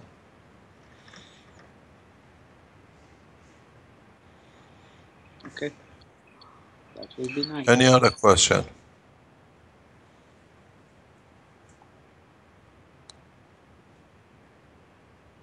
He says, I have tried the scooping. The question I had by email, you answered at the beginning. Yeah? Yeah, just that was it. It was answered in the beginning. So do we need to nano coat the scoop? You said that the material, yes, the you have, amino acids, doesn't touch or doesn't... go ahead. You have to create a nano layer which is in strength of its gravitational magnetic field equal to the magrav of the amino acid. Otherwise, as you know, nano layers move away from, nothing gets attached to them. We can't even solder them. There is a specific way you create what I call magnet for amino acid. If you look at it, your body does it itself. So it's within the structure of your own human physicality. It's just that you got to look.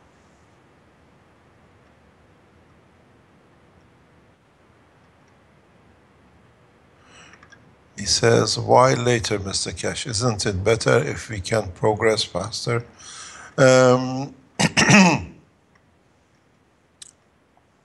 It's a weapon technology to man if we show you now. Maybe this can answer you.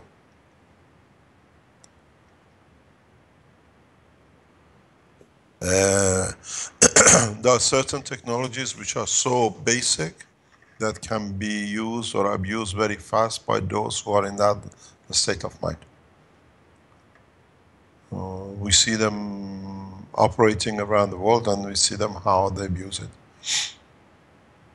You got to realize Third Reich has not finished. They're very active and they sit in Austria and in Germany, and they are the ones who are this, what do you call it, putting a lot of misinformation and disinformation about the foundation, because they want to carry on with what they did before under a different name.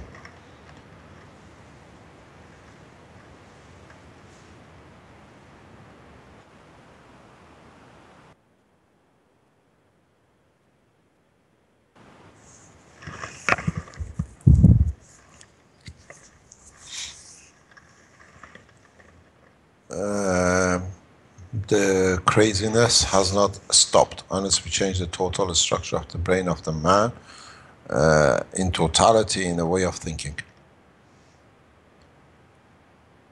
There are those who want to discredit for them to use what is given to achieve superiority of races. We are continuously monitoring and we are observing what is happening. And they all appear in German. But there's also the other side of that. Yeah. If we release the technology fast enough, and the people like ourselves who are very interested to take humanity to the next step, that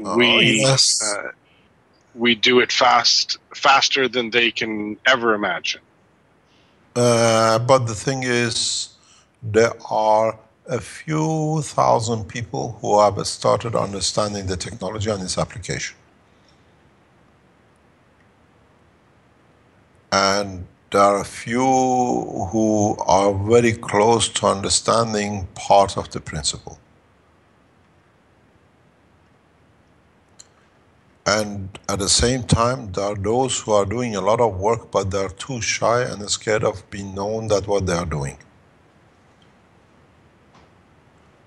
When we open the university and leave something like maybe in the next 12 months, 100, 200 live streams online that people can see different developments of different technologies, then we will finish with this taboo and these people who are time wasters, what I call them. What I call them internet terrorists.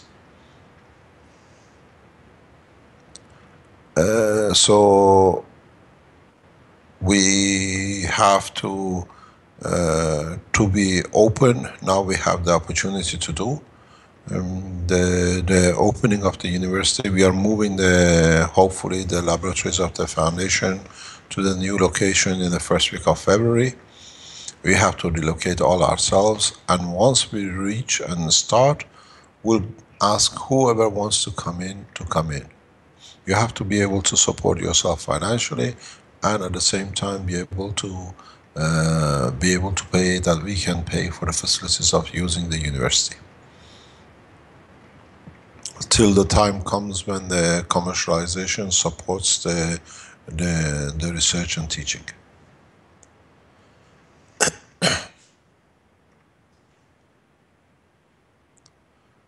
The whole progress will start with a few, which we started last year. As I said, we have left with 2, 3, and about a few hundred outside who are very actively involved in developing and doing things.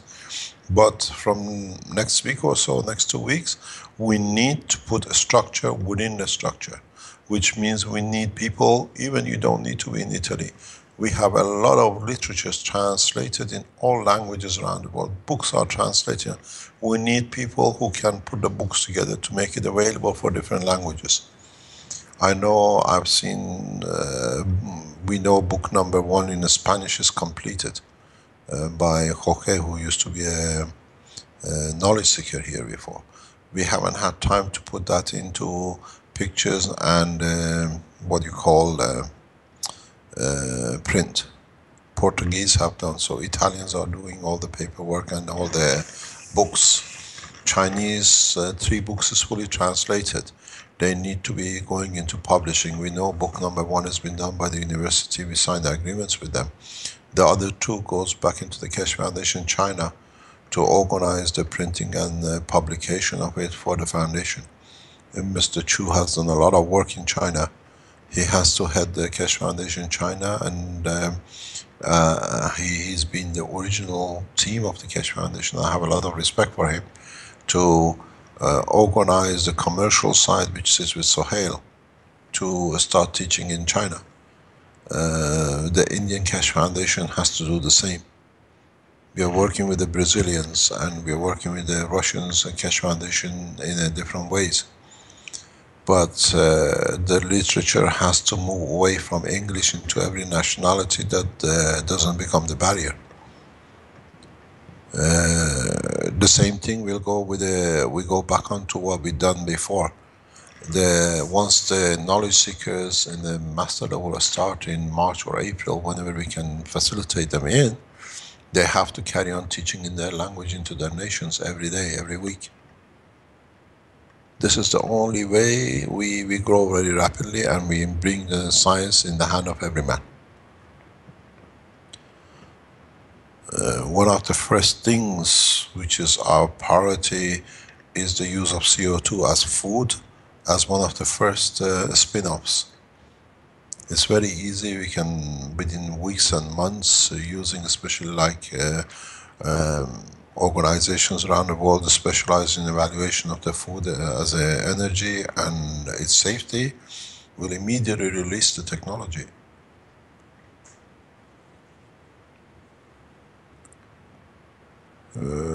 The master's spin-off laboratory is already located next to the Keshe Foundation laboratory in the university. There are 2 buildings with 1,000 square meter of laboratory space on 2 floors, which means the people who come as knowledge seekers in masters, and during the morning we do the teaching. In the afternoon, they go into the lab and they set up their own system, and if it is correct, they can start a spin-off in the building next door. Everything has been brought for a rapid development and opening of the technology worldwide. And it's on the open basis. You see what Sohail has done. I see his wonderful work. He's opening the technology to whoever gets in touch with them. They want to commercialize it for the nation. He even, I've seen, given a value of so much to set up a production line in so many countries. He's working on the ethos of the Keshe Foundation. Everything is open. There is no restriction in knowledge and development.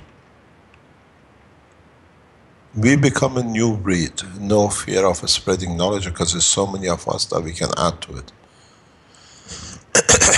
That's why Armen can show solid CO2 on a, what do you call it, a snap of a finger. Because we have no fear of sharing knowledge. It's for humanity. And this is becoming, the people who think around us and the way we do are coming around very, very, very, very fast.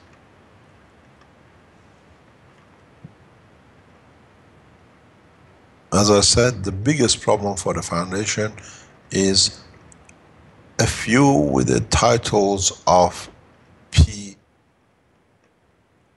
F, and DR in front of them, because people, they think they understand. They don't understand that these people are the biggest problem to themselves.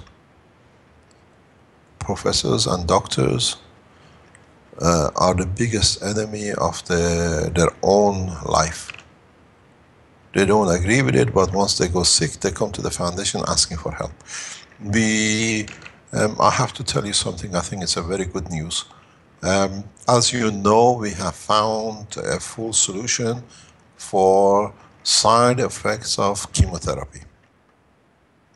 We announced this past year and a half that we were trialing, the trial was going on. This week, I think the gentleman, the doctor who's listening, his father was part of the process of the trial. He's a doctor himself, or is becoming a doctor himself, and the father is a dentist. And we have done a trial on reversing or stabilizing the side effect of the chemotherapy. The doctor himself will make the video explaining everything from the beginning as a testimonial, and will be submitted with all the data on the Keshe Foundation website. It's for the authorities to assess and evaluate the release. I hope he can do it within the next 2 or 3 weeks. I have asked Dr. Elia and a neurosurgeon professor who was with us last week in Bari, they can participate in writing the paper, or the doctor will do it himself. So this becomes one of the first medical papers, or what do you call it, testimonials done by the supporters of the foundation who have used the technology themselves. So we will go this way, then you can contact the doctors or pharmaceuticals who make the chemotherapy systems to reduce the side effects and allow the chemotherapy to work 100% without any side effects. This video should be done within the coming weeks, and we will release it on the Keshe Foundation as testimonial, done by the doctors and with the support of the chemotherapy surgery and the company in Germany. They each participate in explaining what they've seen and what has happened, and how we managed to stabilize chemo back into a healthy body after the chemotherapy. These are the way we start working, letting the scientists to release their finding. And then there is no need for peer review. Peer review is a way of control. Then if anybody wants to know, they can go on the internet and peer review the Keshe Foundation. Yes. Mr. Keshe, along those lines, there is a question regarding whether GANs can be used for addictions. I think you've talked about that a bit before, and it's probably a similar circumstance that it needs to be checked with the professionals and so on. But could you talk about that briefly? In the trials, which we did not go for addiction, we went for other processes which addiction was part of the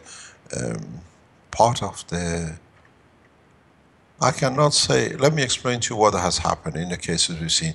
People have had what they call incurable conditions for years, 10, 20 years. They've been in pain due to accident, a stroke or whatever, and to overcome some of the pain, they have taken into drugs, or they become addicted to different type of drugs to reduce the pain and the suffering. And when they come to us for as what I call volunteers for the research, we did not set the system up to reverse the addiction, but as part of the process, one of the first things we've seen is the rejection of the addiction, and then we realized there is a process in this. And there are cups which can be produced for this.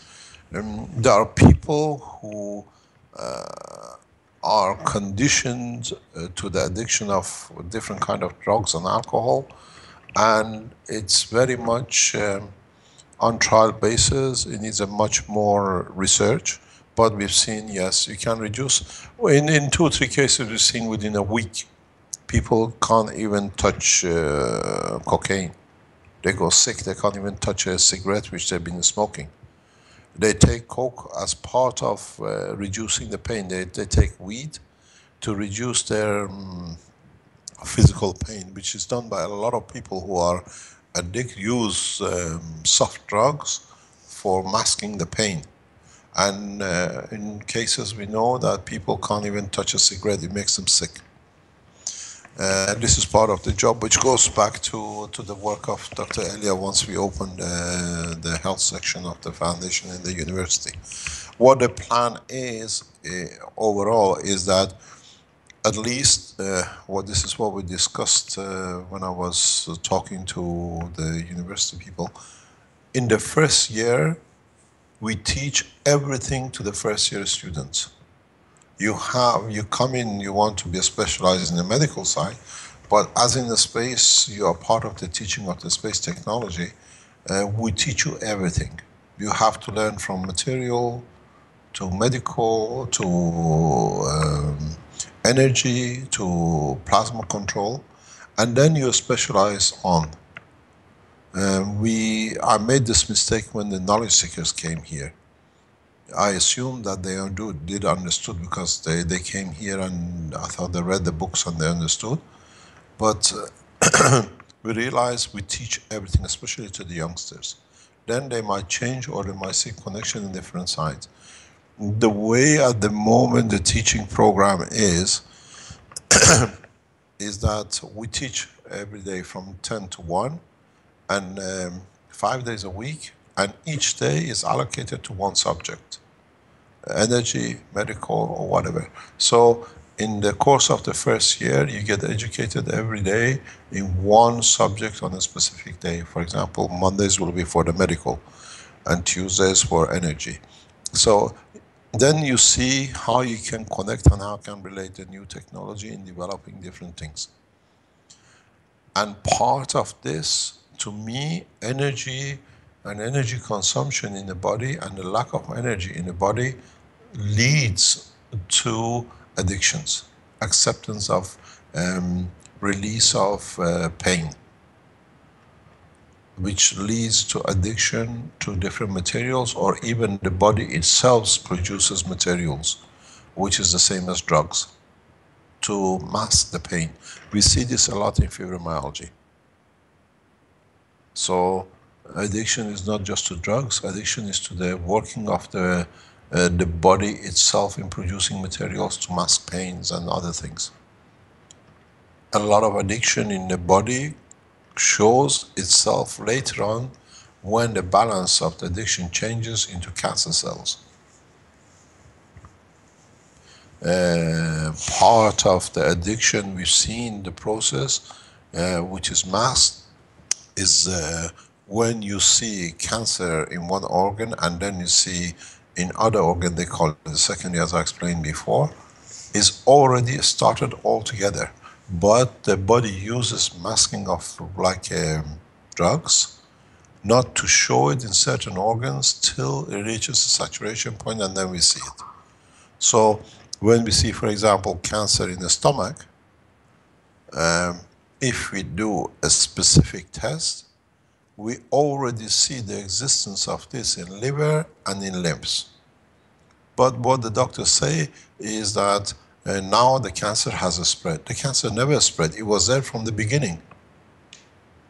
We had a pleasure yesterday with Armen in looking at a case which we see the lymph system in absolute perfect operation, but cancer in organs.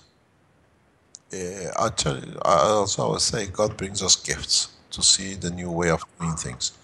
And this case is so important for us. I've been thinking about it most of the night last night. Because now we know the lymph system, even with chemotherapy, the lymph system is strong, is holding on, is doing its operation perfectly. Where in the case we did in Germany, we had to strengthen the lymph, the immune system, to be able to overcome the side effect of chemo. In this case, the chemo has not touched the immune system. But the cancer is growing as an entity in different organs. But through other tests, trials we've seen. And this is how the body produces different drugs to mask. It's like addiction. And now we should be able, hopefully, to do something positive in this case. And then we can show how different cancers can be done without this. She's had a chemo, she has the removal of organs, and still are in other places is showing itself. Because they've been there. But the body produces a specific type of drugs that it does not show manifest itself till the parotid glands allows the manifestation and the thymus allows the solidification. So we don't look at the addiction just as drugs. The body is one of the biggest drug producers itself in its own term. These are all part of the research. This all goes back to Dr. Elia and Professor Litsi and other doctors, medical people who joined the foundation. That reminds me, Elia mentioned in the chat, addiction to love. Is that something that's curable with GANS? This is hair disease.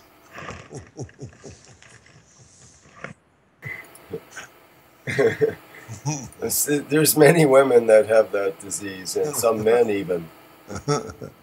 Yeah, but this is not a disease. Love, as I put into one of the communication recently, love is the attributes of God which is given to man, and it's for man to use it to benefit and elevate the man's soul, not to use it as a weapon. And a lot of men and women use love by withdrawing it or withholding it as a way to control. But if you can love freely, then there's no addiction.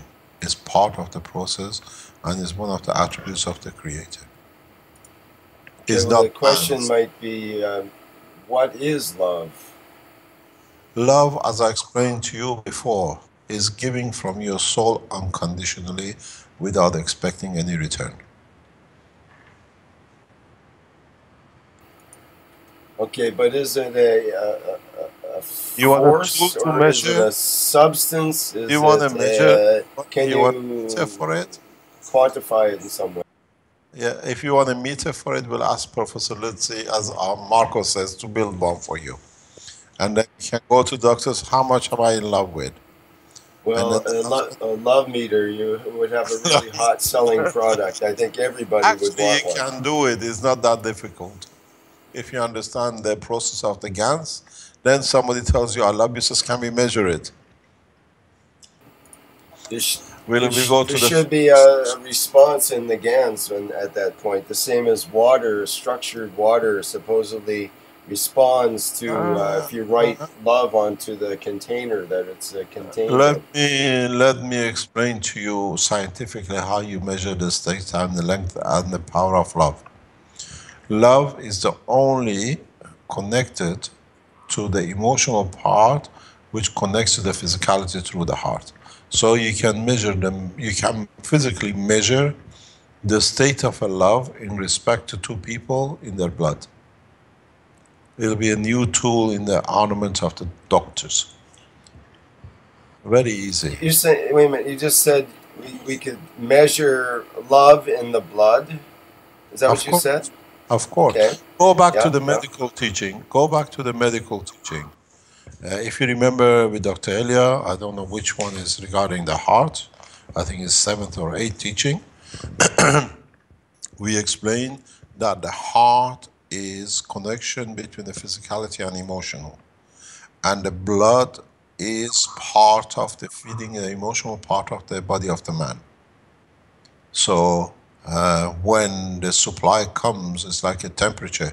If the boiler is hot, you measure the water by the water which comes out of the tank. Huh? So it shouldn't be hard to measure how much you are in love. We You do just have got the to saying, measure. someone is hot-blooded if they are passionate, if they have a lot of that kind of emotional, at least, Yeah, but the that thing kind is, of love. don't forget, this goes back to the physicality again. You can even measure who you're going to be in love with. The woman can say, I'm in love with you, darling, but she's thinking of the boyfriend.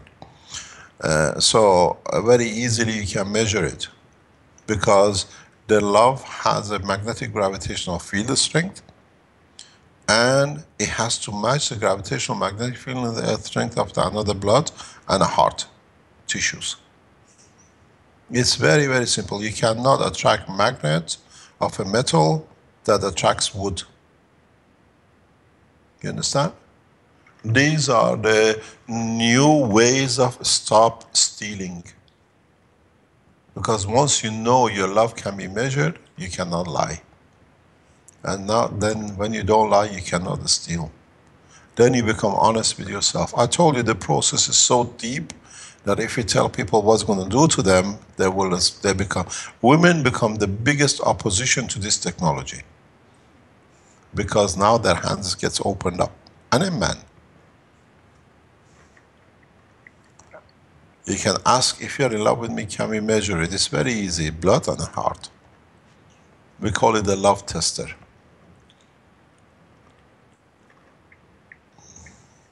This is the physicality of the new dimension in technology.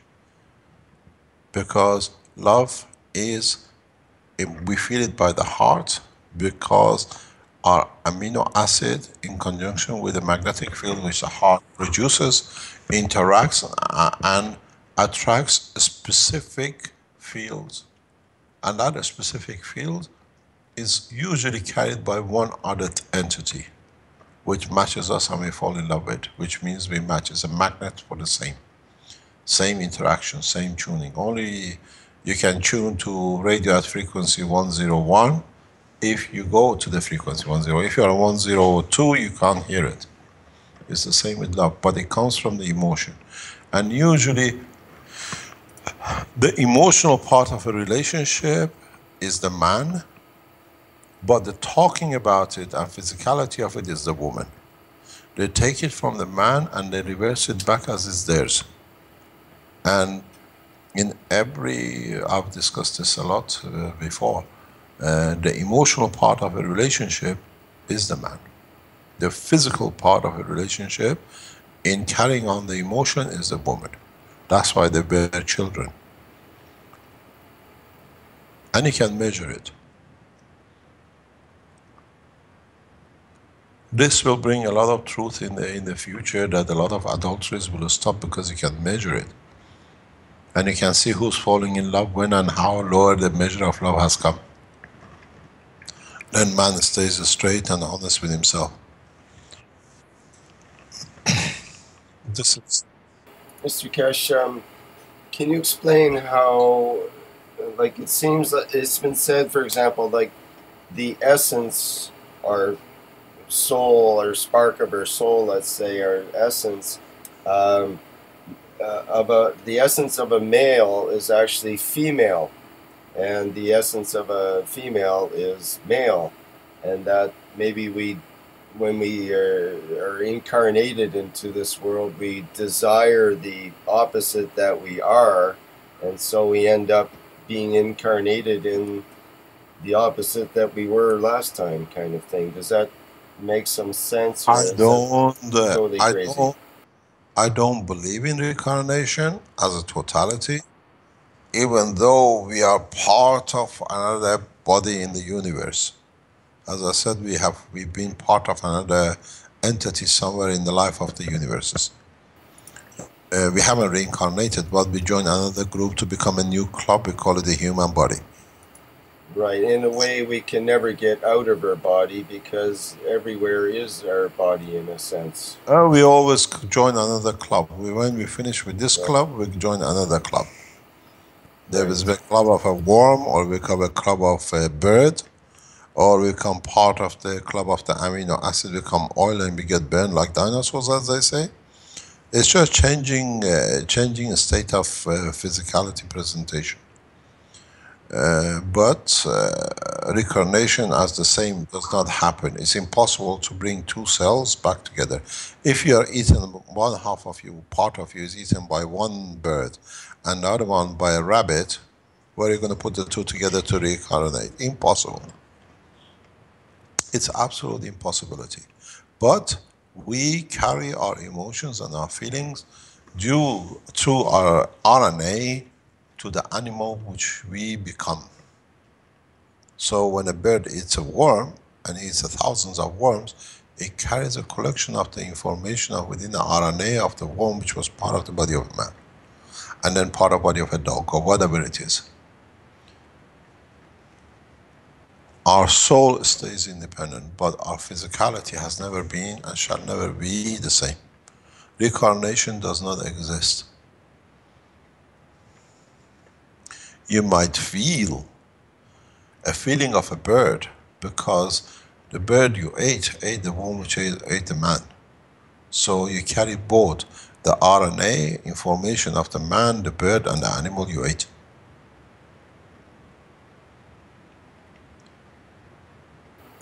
But the soul stays independent. Soul never dies, but the souls merge to make a master soul. Because the totality is the strength. It's very much like the energies which you collect as a plasma from different reactors into the free plasma. You can never differentiate which plasma, which part of it came from which reactor. But in totality, they make a new mass and a new soul.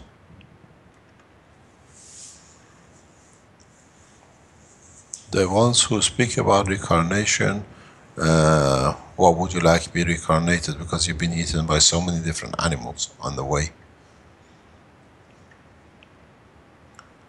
We carry the RNA, it cannot be destroyed.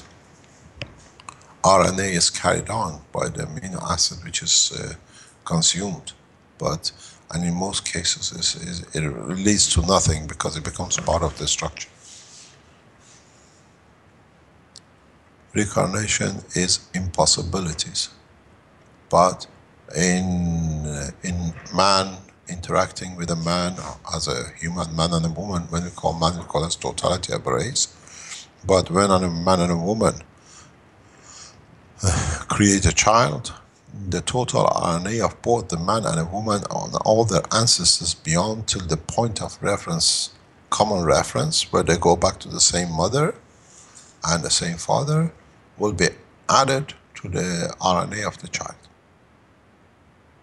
If you marry two cousins which came from the same parents and same grandparents, the RNA addition is only the two children till they had the child, or the grandchildren when they had a child.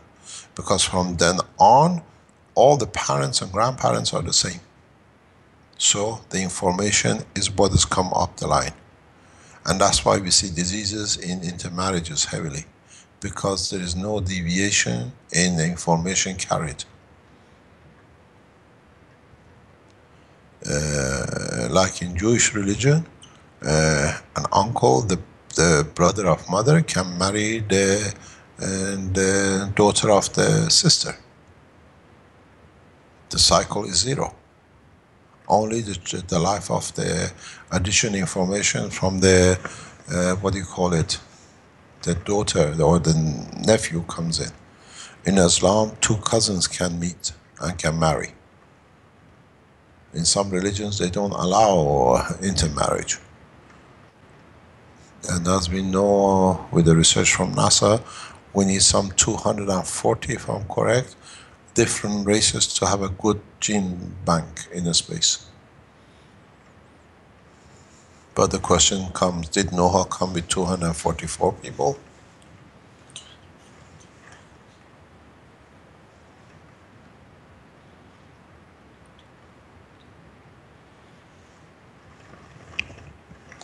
Next question.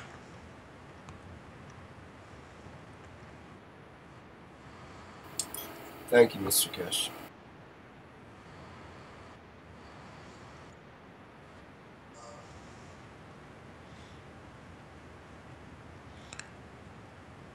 It says simultaneously one and yet different. Exactly. There is a important thing to understand.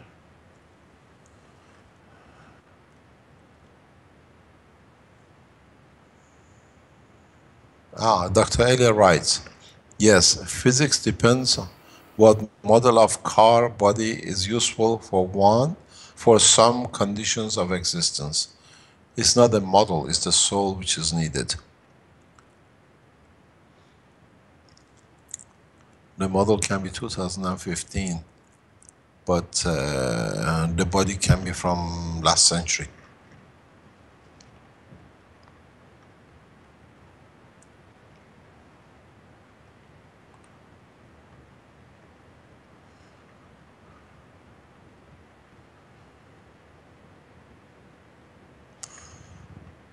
Who carries soul?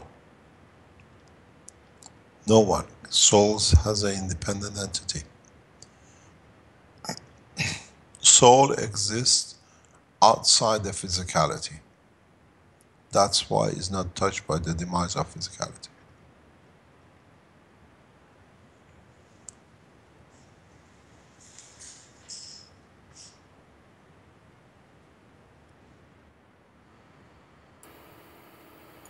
So would it be true that our attention can either be rooted in the physicality or it can be rooted in the soul?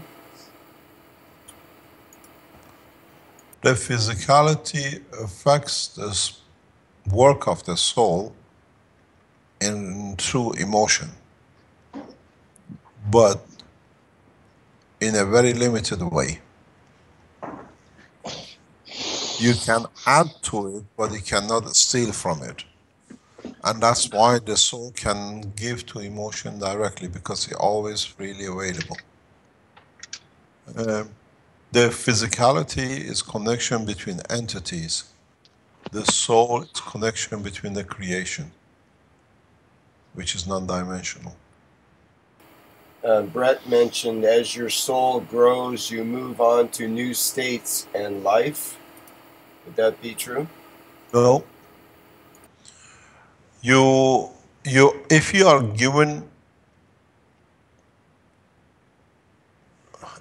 given souls, part of some, and what do you call it, a strength, what do you call it, from other souls, your strength allows you to see different dimensions in the dimension of the souls.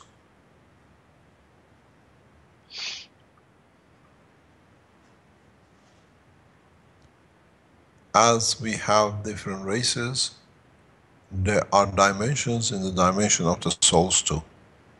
What we call the first grade and the second grade and the graduates. There is very few levels, but then the tops are the ones who give more unconditionally to the bottoms, to the others who are just developing or being developed. And if the ones who receive it want to replicate, then they can, make it available for the stronger souls to have access to theirs, to strengthen themselves. And the top sits as the creator, is one and only, which encompasses the whole.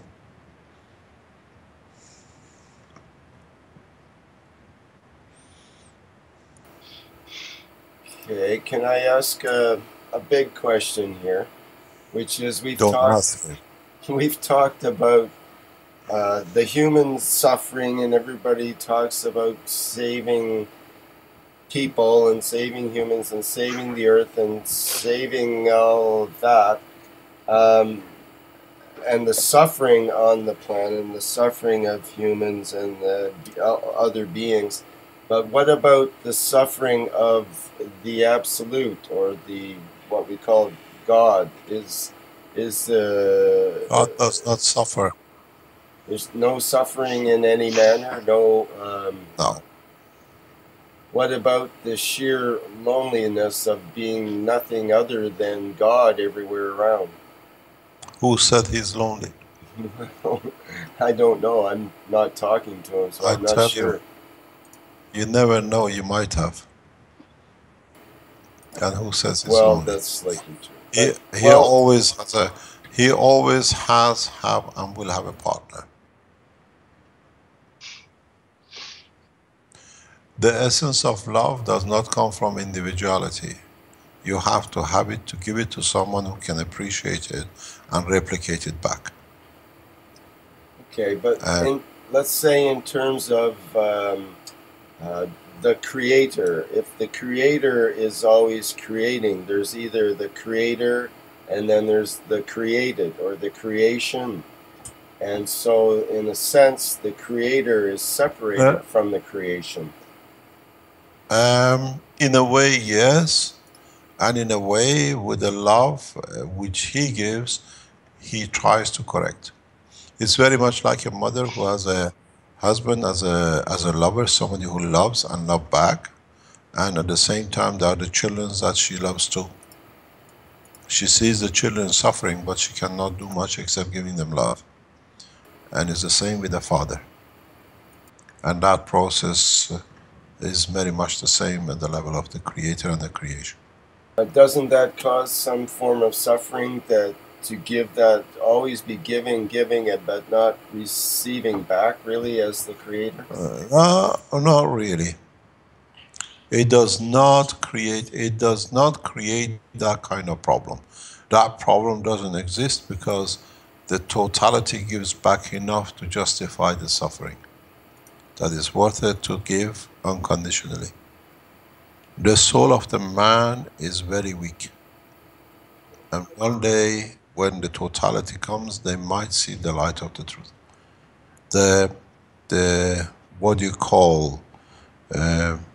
We have replicated this recently, and it's come to a standstill. One day I explain. The love of creator is always accompanied with the love of a partner, and that cannot be diminished. That's how he knows what love is and how to give.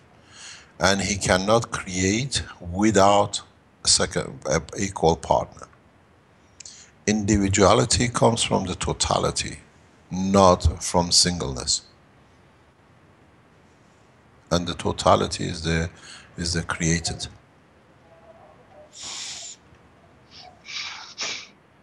There is no mystery in the world of creation. It's man who's made it difficult, or the ones who were given the message made it impossible for man to understand. It's in the writing of the Holy Script. In essence, it says, I made you to make children that they may love me. That by the love I receive, I know what to give and how much to give, and I have more to give. So it's a way of converting system, it's a conversion. You convert the plasma of a GANS into energy to make a free plasma. The love of God is the same. It creates, it gives for it to be created, that it can feed back itself, that it can give more. But in essence, nothing changes from its structure.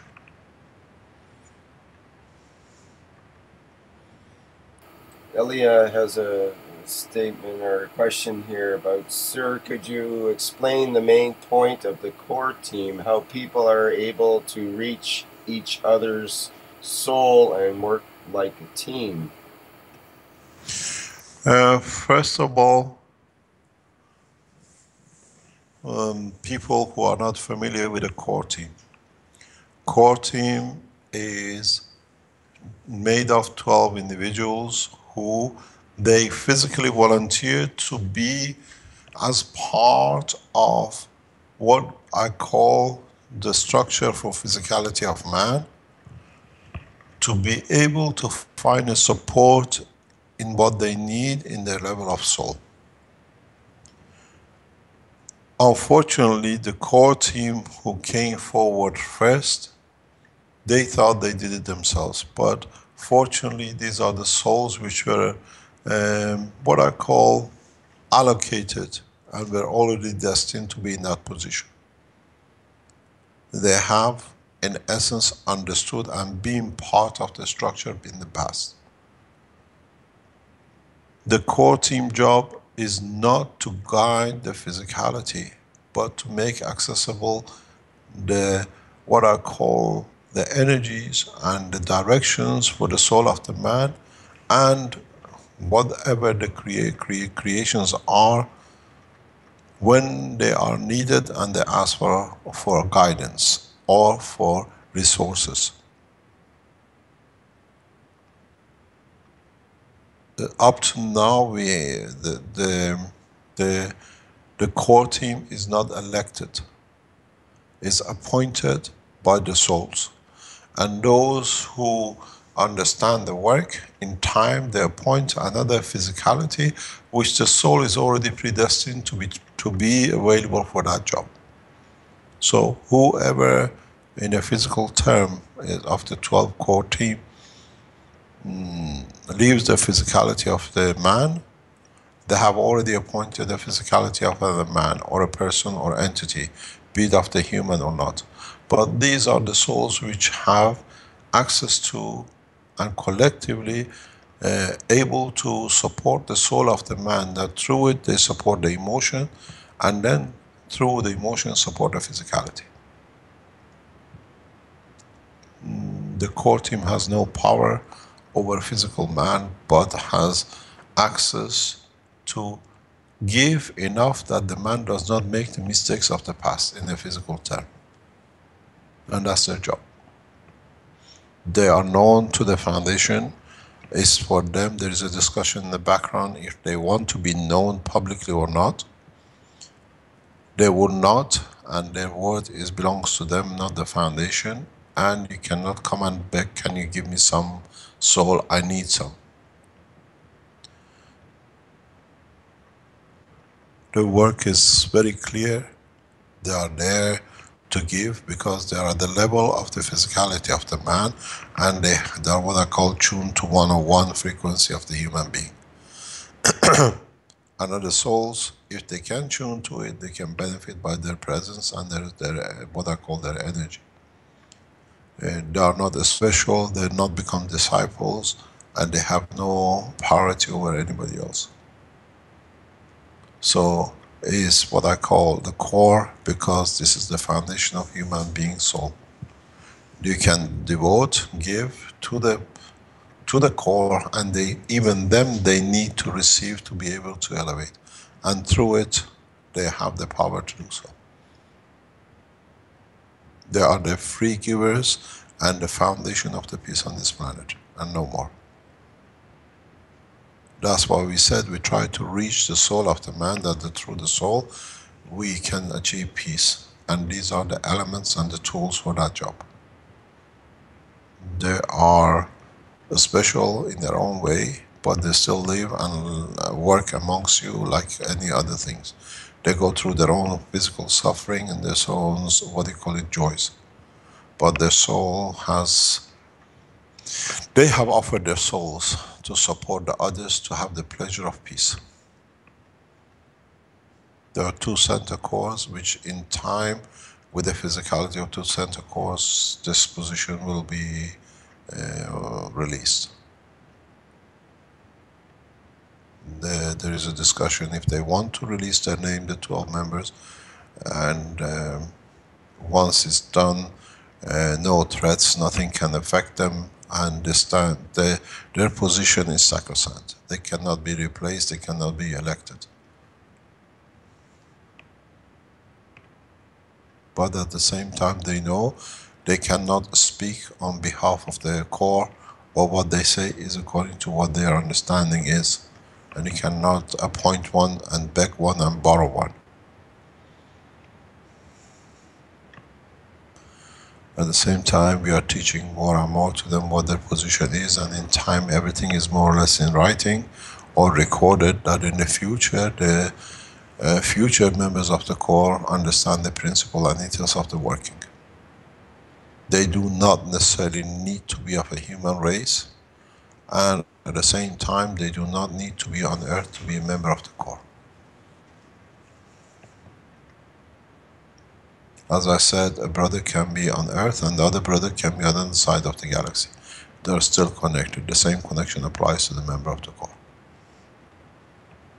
In the coming days, they have to make a decision if they want to be known. Some have a fear of security, but there is no need for fear, as you have already given your soul.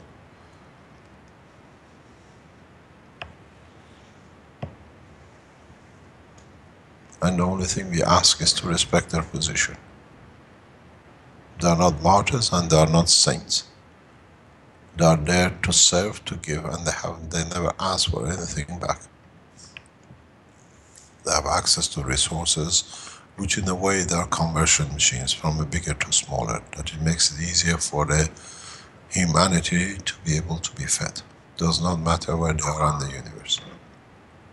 We are making all the preparation for man to join the universal community in the correct way, and this is part of the structure. The 12 become part of the Council for Universal Connection, and in time they will understand their responsibility.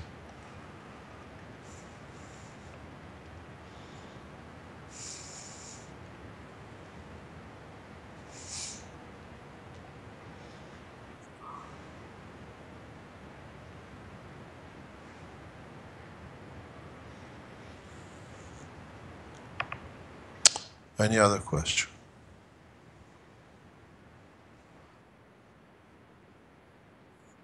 I did wonder what you thought of the animation that I'll put on now, which is a new one from the animation team.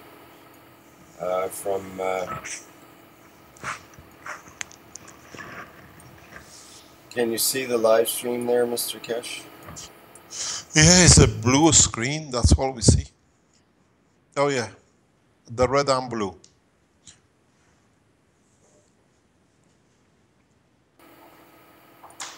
So one-dimensional, two-dimensional positioning.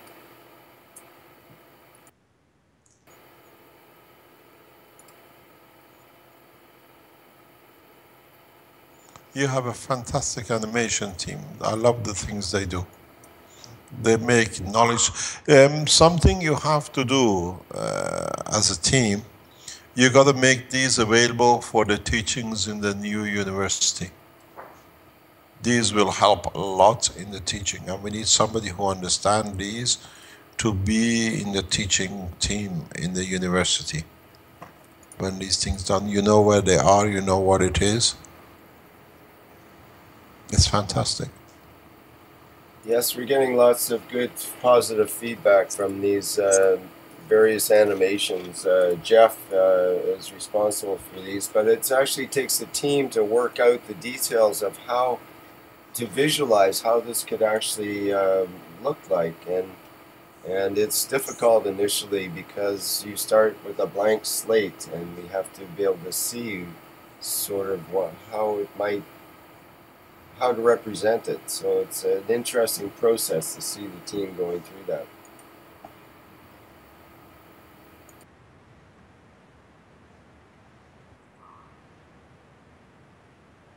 It's very nice. A lot of work you've done is fantastic in what is coming.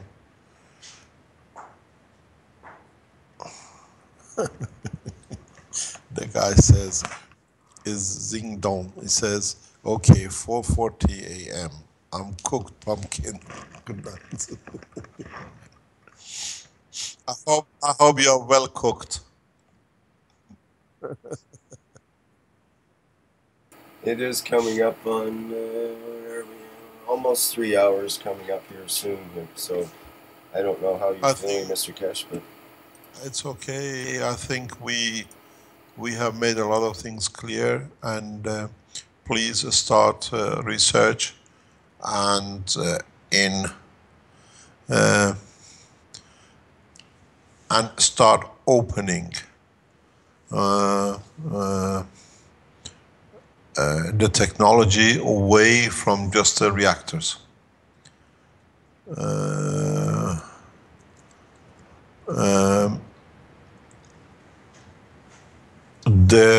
It's you who have to start to bring new dimensions in. There are a lot of applications, especially there's a lot of people who talk about the chemtrails, for example. Adding CO2 as part of the structure of the fuel. Do not forget, I used to be in the oil industry in a very different way than normal. If you add CO2 as part of the chemtrail, you literally dissolve back the chemtrails into CO2 and with no side effect. The CO2 tools are new energy resources. You have to explore how you want to use the sun. You want to use the sun to have a suntan, or you want to use the sun to collect energy to run a turbine as a solar cell. The GANs of materials are miniature suns with different energies. This is the extension to your knowledge. Do not look that the CO2 GANs gives you the same energy as copper oxide or as a GANs of gold. If you're looking for more powerful systems, you go into a different dimension use of the GANs. Start mixing GANs, start making layers that separates the GANs but with the same behavior.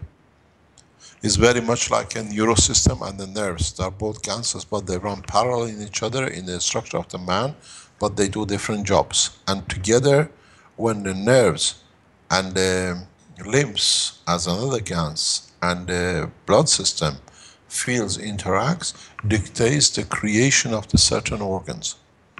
Start adding to the knowledge. Do not just become, as I said, photocopying things. This is what is needed now. In 2015 is not the time of copying anymore. We done enough, we understood. We all know how to drill a hole and get to oil. Now is how we want to produce different materials from this oil. Oil is a source of energy, and this is what the GANS is. In 1972, the ex-Shah of Iran said that why should people pay $2.50 per barrel of oil when now they make 20,000 different components from it. In past 40 years, I think by now we make hundreds of thousands of different components from the same material. The CO2, the gas, is the same state. If you understand the structure and the work of the sun, how is energy converts into different matters and into different being that becomes a human being or other beings on this solar system, now you have access to the same sun, but in a miniature size. Make new materials, go extend the knowledge. There is no pattern to stop you and there is no limitation. And what you learn, you can share and maybe financially be benefited by it. This is the whole work of the 2015. We done the groundwork. We have done the teaching, and we'll carry on adding to the knowledge. From now on is extending the tentacles of the knowledge in different directions, and see how we can collaborate one from the energy into the medicine, from medicine into motion and the others. Do not look as just rotating the GANs. Look at how the GANs rotates within the structure of different materials. Don't look at it as a solid entity. Look at it as a dynamic entity which you never had access to. On one side you can have heat, on one side if you organize it, you can have cold. On one side you can create food, and on another side you can absorb food. This is exactly what your body does. We are not telling you anything different. It's just understanding the structure and how to position it. Mr. Keshe, I think there's a question here from Ivan. He has a picture that I was asked to show, and it's regarding layers and this sun-like object with a bunch of figures on it there. Yeah. Hello. Can you explain, Ivan, or hello everybody. Good morning. Can you hear me? Yes, carry on. Yes, it's good. Actually, this is not about the layering. Actually, I want to understand the principle of the positioning of a system. So here in my drawing, if I just understand correct, please correct me when I'm wrong. So basically, if I understand correct, all the plasma field has a magnetic and gravitational field, where the gravitational field I call here X and the magnetic I. So in all system, X will be more than I. If the gravitational is always stronger than the X magnetic. is your gravitational. Is X your gravitational? Yes. Okay. Yes. There is a limit where there is a 0 point or balance point, and there is a limit where there is an effective point. May I continue, because I just put the drawing in a specific thing. Okay. So if we put a scale from 10 to 1, coming from the center of the field out of atmospheric condition, I mean here 1 to 10 is the atmosphere where they are in balance, the fields. So 1 is the atmosphere, yeah? Let's go slowly. 1 is the atmosphere. From 1 to 10 is the atmosphere. No, from 1 to 10, I mean. So 1 is the atmosphere. Where it's not in balance. 1 is the atmosphere, upper atmosphere, and 5 is internal, and 10 is the center. Yeah? Yes, I mean, if we come from the center of the plasma, when it comes to 5 to 1, the magnetic and the gravitational field go together in balance, I mean, to this point. Yeah, okay. So, where I was, because I write this question, because, so it's the atmosphere. So, basically, if we have a plasma with the name K, where we have X7 and I5, I mean, gravitational field 7 and magnetic field 5, the difference between them is going to be 2. So they're going to position in this atmosphere where is the 2 point. It's going to go in this position, correct? If the K is a free plasma. Okay, so if I add a field to K, if air coming to K, like extra field with X2 and I1, actually the difference is 1. So actually I'm adding 1 gravitational field to K, and then K is going to move in the zone 3 near to the center, correct?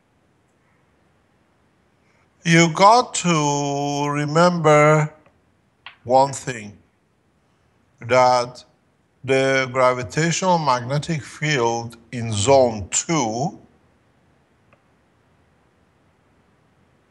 the balance of it is not the same as gravitational magnetic field in zone 5, the balance of it, just because the numbers add up. So if you look at your number 5, let me explain. If you look at your number 5, your X is, for example, 1,000, your Y is 20. In 1, your X is, let's say, 300, but your Y is 1,000. This is the way the plasma spreads. In the center, needs and has the collection of all the fields plus what comes in from the entry point of the plasma. Where at the boundary, you're looking at the two-dimensional.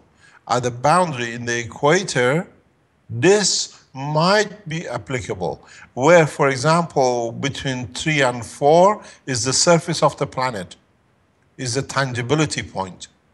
Because the physical, the gravitational and magnetical are in balance towards the gravity.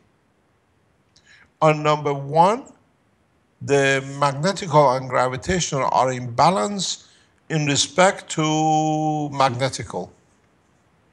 That's why you have the physical, every entity has a physical detection point, like the surface of the Earth, and then it has a magnetical field presentation, which is the atmosphere.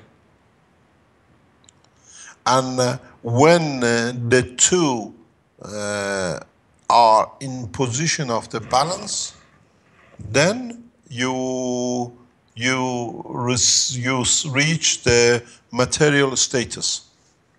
You manifest yourself as an entity to the point of the observer.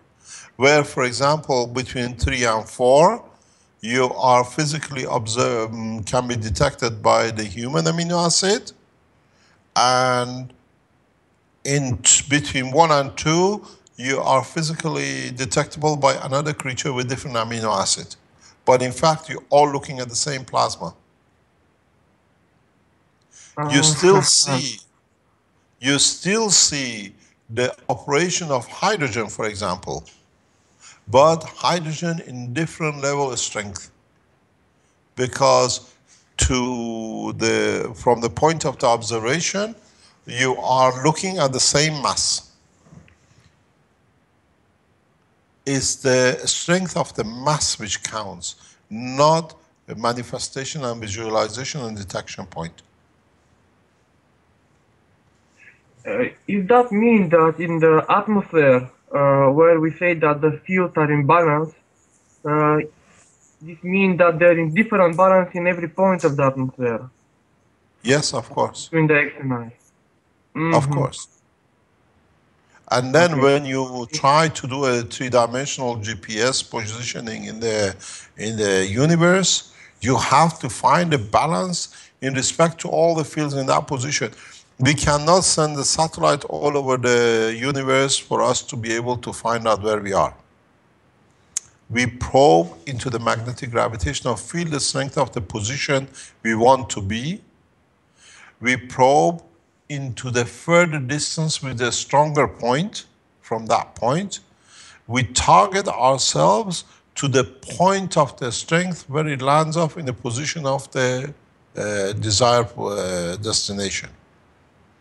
What this means is, if you want to go, let's say, to 1,000 or 10,000 kilometers from the surface of the moon, you measure the point you want to be, but you put your target point, the moon, where the balance position sits at the point. Right, this is what the animation, this is the animation that we just showed from Geoff. It's exactly what you're talking about.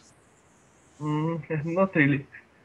Well, it is, it's positioning. If you want to position that free plasma, then you have to increase the gravitation on one and increase the magnetism or the magnetical on the other.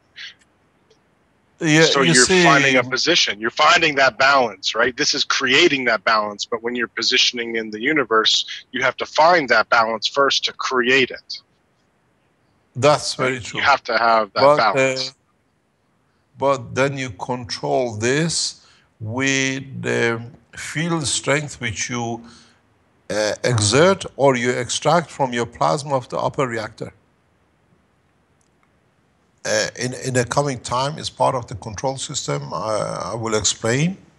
Once you start connecting your reactors the right way and balance the fields inside them, the control of the speed of the extraction or absorption of the fields by the free plasma and its position is very much can be dictated by the rotation of the plasma in the upper core, in the principal core on the top. This is part of the rapid change of direction. This is what you see in rapid disappearing of what you call UFOs that are light and then they disappear. They don't disappear, they just tune to a higher magnetic field strength by the what we call plasmatic compression of the gravitational magnetic field. And this gives a new position in respect where they chose to be. You never see vertical takeoff. It's always with an angle of within 3 to 5 degrees.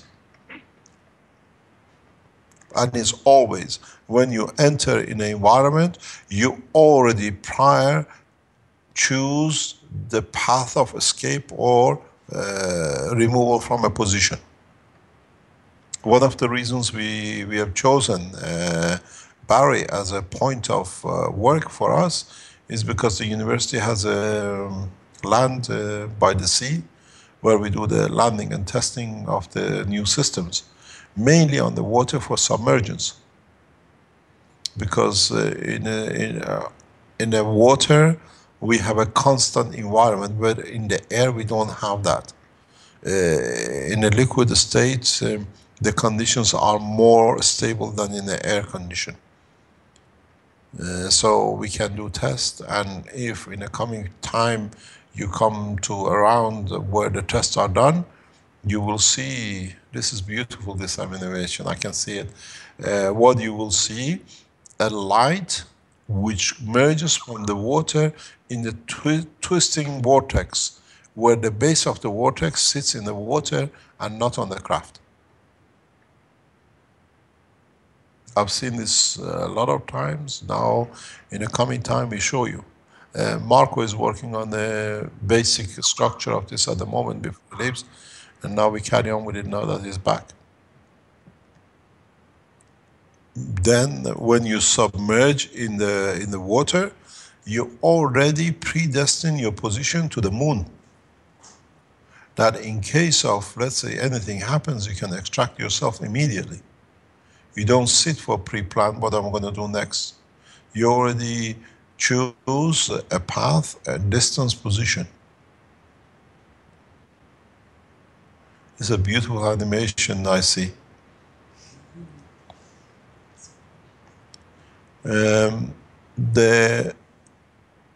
Yes, I think Jeff did it specifically for Marco to try to educate people of what Marco was doing. So this is based off of Marco's work.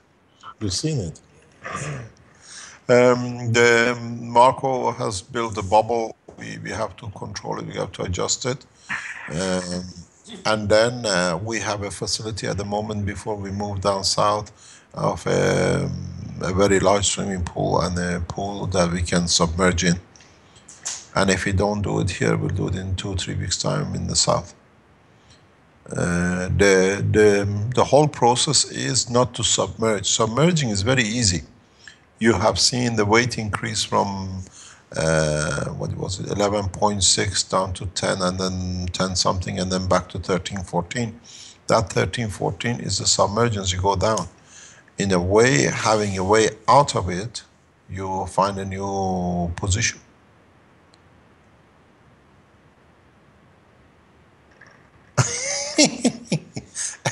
Elia has put, it says, like my experience in basement of ferry under a storm. I think she will explain to you what happened to her. I think she had to go through this experience. Can I explain, Elia, what happened to you? Like in deep space. What happened? Says yes, sir. What happened? Elia was during the holidays on her way from Greece to Bari to be with us over the holidays, and as you know, just around after Christmas or so, a ferry caught fire on the sea between Greece and Italy, and she was on the next day freight, and what happened, she gets into the boat. It only happens with the Italian crew, never ever anywhere else. And as her and her daughter parked their car in the bed, they were told where to park the car in the basement of the ferry. They lock everything up, they put the cages up, or what do you call it, the walls for balance or whatever they do. And her with her daughter get isolated in a cubicle of 3 cars in the basement, literally at the bottom of the ferry between Greece and Italy. She spent about 10 hours with her daughter in her car in a little cage right at the bottom of the ferry. And instead of, as usual, people shout and howl, being typical Elia, she says, okay, we use this as experience. If we are in the space, how are we going to feel? So they pre-tested with her daughter how they will feel on their own in the space, and they spend 10, 12 hours in a capsule. And Italian crew never found out, with hundreds of people on board, they never even considered there could be somebody trapped at the bottom. And so she says she had the experience of deep space, being with her daughter in the car for nearly 10, 12 hours on their own. And she said the good thing is God, I think in a way, loved them, because when people came down and the walls were pulled up, they were all yellow in face because the sea was so rough, they were all sick. But them being in the bottom, they never felt any of it. They could feel the up and down, but they never felt the seasickness. So she had the pre-trial space travel in the basement, thanks to the Italian ferry company. So this only happens in Italy. So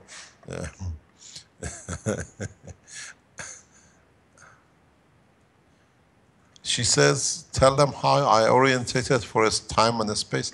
Elia, you better come online and speak. Is she on the line? She's on the Skype. Explain. You mentioned there was a lot of noise in the background. That's why she didn't want to speak earlier, I think. But I don't okay, know let her speak. It doesn't matter. She can explain it herself.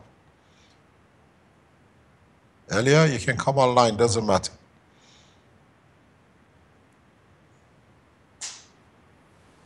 Yeah, hello. Just it's so noisy around me, and I don't want to interrupt the speaking. That's why. Okay, I will try. So it's interesting was the feeling, because they look it up us in the basement of the ferry, and actually we'll look it up. It's not only on the whole space of the basement. It was between 2 hydraulic doors, and the space was actually like 4 meters up to 2 meters, like dimensional, like a cube, you know, and you are sitting inside of the car, but actually you are in the metallic construction. It's everything around you. It is only 1 cup of air. It is not noise. You don't know where you are and what is the time and when the ferry just going to the next destination, because actually because of the storm, the ferry just delayed to come from Italy, and then delayed to go back to the Italy. And they put all the cars first, and after that the trucks and everything. And when they look it up on that space, I had no idea when the ferry just going, or where we are in the middle of the sea, or we are close to some part of the continent in one side or other side, and any noise. But I recognize around me have a lot of pools to manage the doors and all the how they call in English, where you are able to open the door automatically or manually. And I decide that is good for me. I have everything around me, and if I supposed to be here, so I supposed to experience something. And luckily I have so brave child, and she was agree with me, and we have a water, we have food. So for us was just some kind of to make a game and to see what we are able to do and how we are able to feel. So we just lie down in the car, how much we are able to be in the horizontal platform inside of the car, and start to recognize where we are regarding the feeling of our back, how the ferry just floating inside of the sea. And actually was the huge storm. Our ferry was the next one, the first one just burning inside of the sea, if probably most of you just saw in the news. And the next one ferry was our ferry. And they said after that, I just hear in the port in Italy when I arrived there, that the waves was actually like 50 meters high. And the feeling is you just jump and you just generate some kind of speed, and then is nothing. And the sea and the feeling like you are in nowhere, in zero gravity. It's different between what you see when they train the cosmonauts. It's like they're flying inside of the capsule, but we are not flying, but the feeling is the same. And you're not able to recognize where you are on the top of the waves, or you're just is this on the beginning when you're going down of the waves. And when you are inside of the sea, and the waves are so huge, and you feel, how to explain it, you feel like you are in the space where is nothing around you. And actually when the ferry starts to reach other part of the continent, the form, the shape, and the feeling of the waves is completely different. You feel more attracted to the each wave. Actually, when waves start to interact with the earth, they become more stronger. And when the wave is inside of the sea, it is mostly water around, they are more soft. And there goes like, actually like waves when you listen the music and oscillator or equalizer showing you the waves. And this is the same soft, smoothly feeling. Doesn't matter they are so high or they're so rough. And when the waves reach the earth, they start to be more hard. And even the wave is not that much high, the feeling of the crash between the ferry and the wave is more hard feeling. It is not that much soft. But interesting, it was not that only that, but the feeling how you are not able to recognize where you are, and what is the time you are exist or not exist, and how much you will exist, and how to predict if something's gone wrong. You are able to manage your emotions and to organize yourself to escape. And it's not only you, but the person next to you also. It is really so interesting, because on that time you're supposed to organize yourself to think, to feel and actually to manage the whole situation in different direction. And one part is just to collect some kind of feelings like a knowledge. Another part is just to think how you're able logically and material way to manage the situation for emergency. For example, is our ferry also burning or we just floating inside of the sea? How I'm like a mother, I'm able to survive my kid in emergency. It's like I'm scientific person, but other part of me it's mother, so I have to survive my kids. It was really interesting, and I think I have to write somewhere to not forget what I really experienced it on that time. Thank you. That was Great story, Elia. Thank you for sharing that.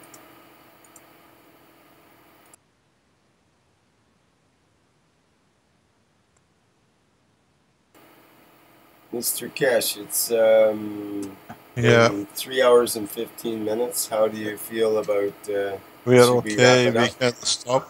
We wrap it up, that's no problem. There is something, please, is it possible to sort out our teaching from next week regarding the Chinese and medical and the rest, that we bring it into 1 day or 2 days, at least in the afternoons, then mornings, that we can merge our work into the work of the university in the coming weeks. We need to organize the teachings. If we can bring the Chinese and Spanish and Italian into one afternoon, that we finish by 5 o'clock. And we still carry on with the Thursday mornings, because then this is a fixture that he has become accustomed to and we can keep on with. If you understand. How about the health workshop? Would that be part of that schedule too?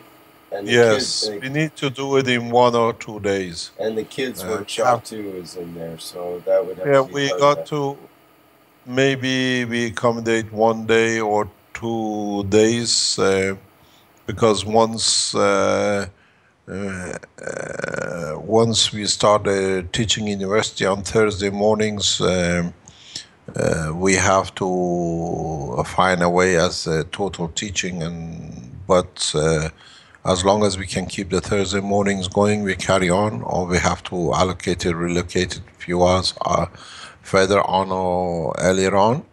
But it's now, with the opening of the university, becomes impossible to do all the live teachings as we've done. Or maybe we find a part of the teachings that everybody can teach, but we need different languages on, because we learn different things from their experiments and their work. I wonder if we could do one sort of international workshop, but in different parts, perhaps, so that people can participate in other languages even. Maybe that's a good idea. We put like Tuesday afternoons all together, from Spanish 1 hour and Chinese 1 hour, or if they want to give a time to each other.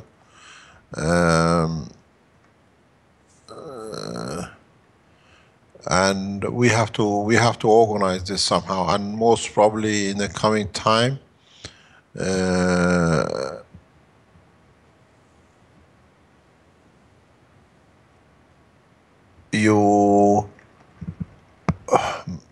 the knowledge seekers will take over the teaching time.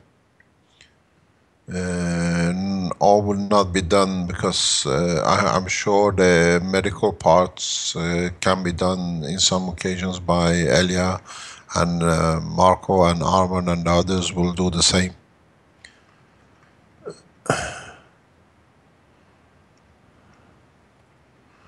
You got to organize, speak. If you can make a conference call, you got to make a conference call between all the groups and see what it can be done, or how you come totally in a good agreement between each other. I don't know if We I are could handle a conference call with all the groups. It sounds pretty scary, No, it's especially when just- you had the Italian group in there. That's like a whole group in itself. But yeah, I know what you mean. We'll get representatives from. We can get on it. We'll get on it. That's right. We'll figure We're it out. working on it, yeah. Well, that's Okay, great. let's see what happens. Thank you very much for today. Yes, I thank hope you. we That's added great. to knowledge a little bit more today, but that is our pattern. Try to, as I said, extend the knowledge beyond the reactors and in the everyday application. Don't have a fear of CO2. It's part of your structure, part of what you eat and breathe every day. There is enough CO2 GANS in your lungs every second that you cannot produce in your systems for a year. The CO2 doesn't appear out of your, what do you call it, your mouth, you exhale on its own. It's converted from the GANS state into the matter state, so it's part of your body. It's not a fear, it's try to understand all the working of it.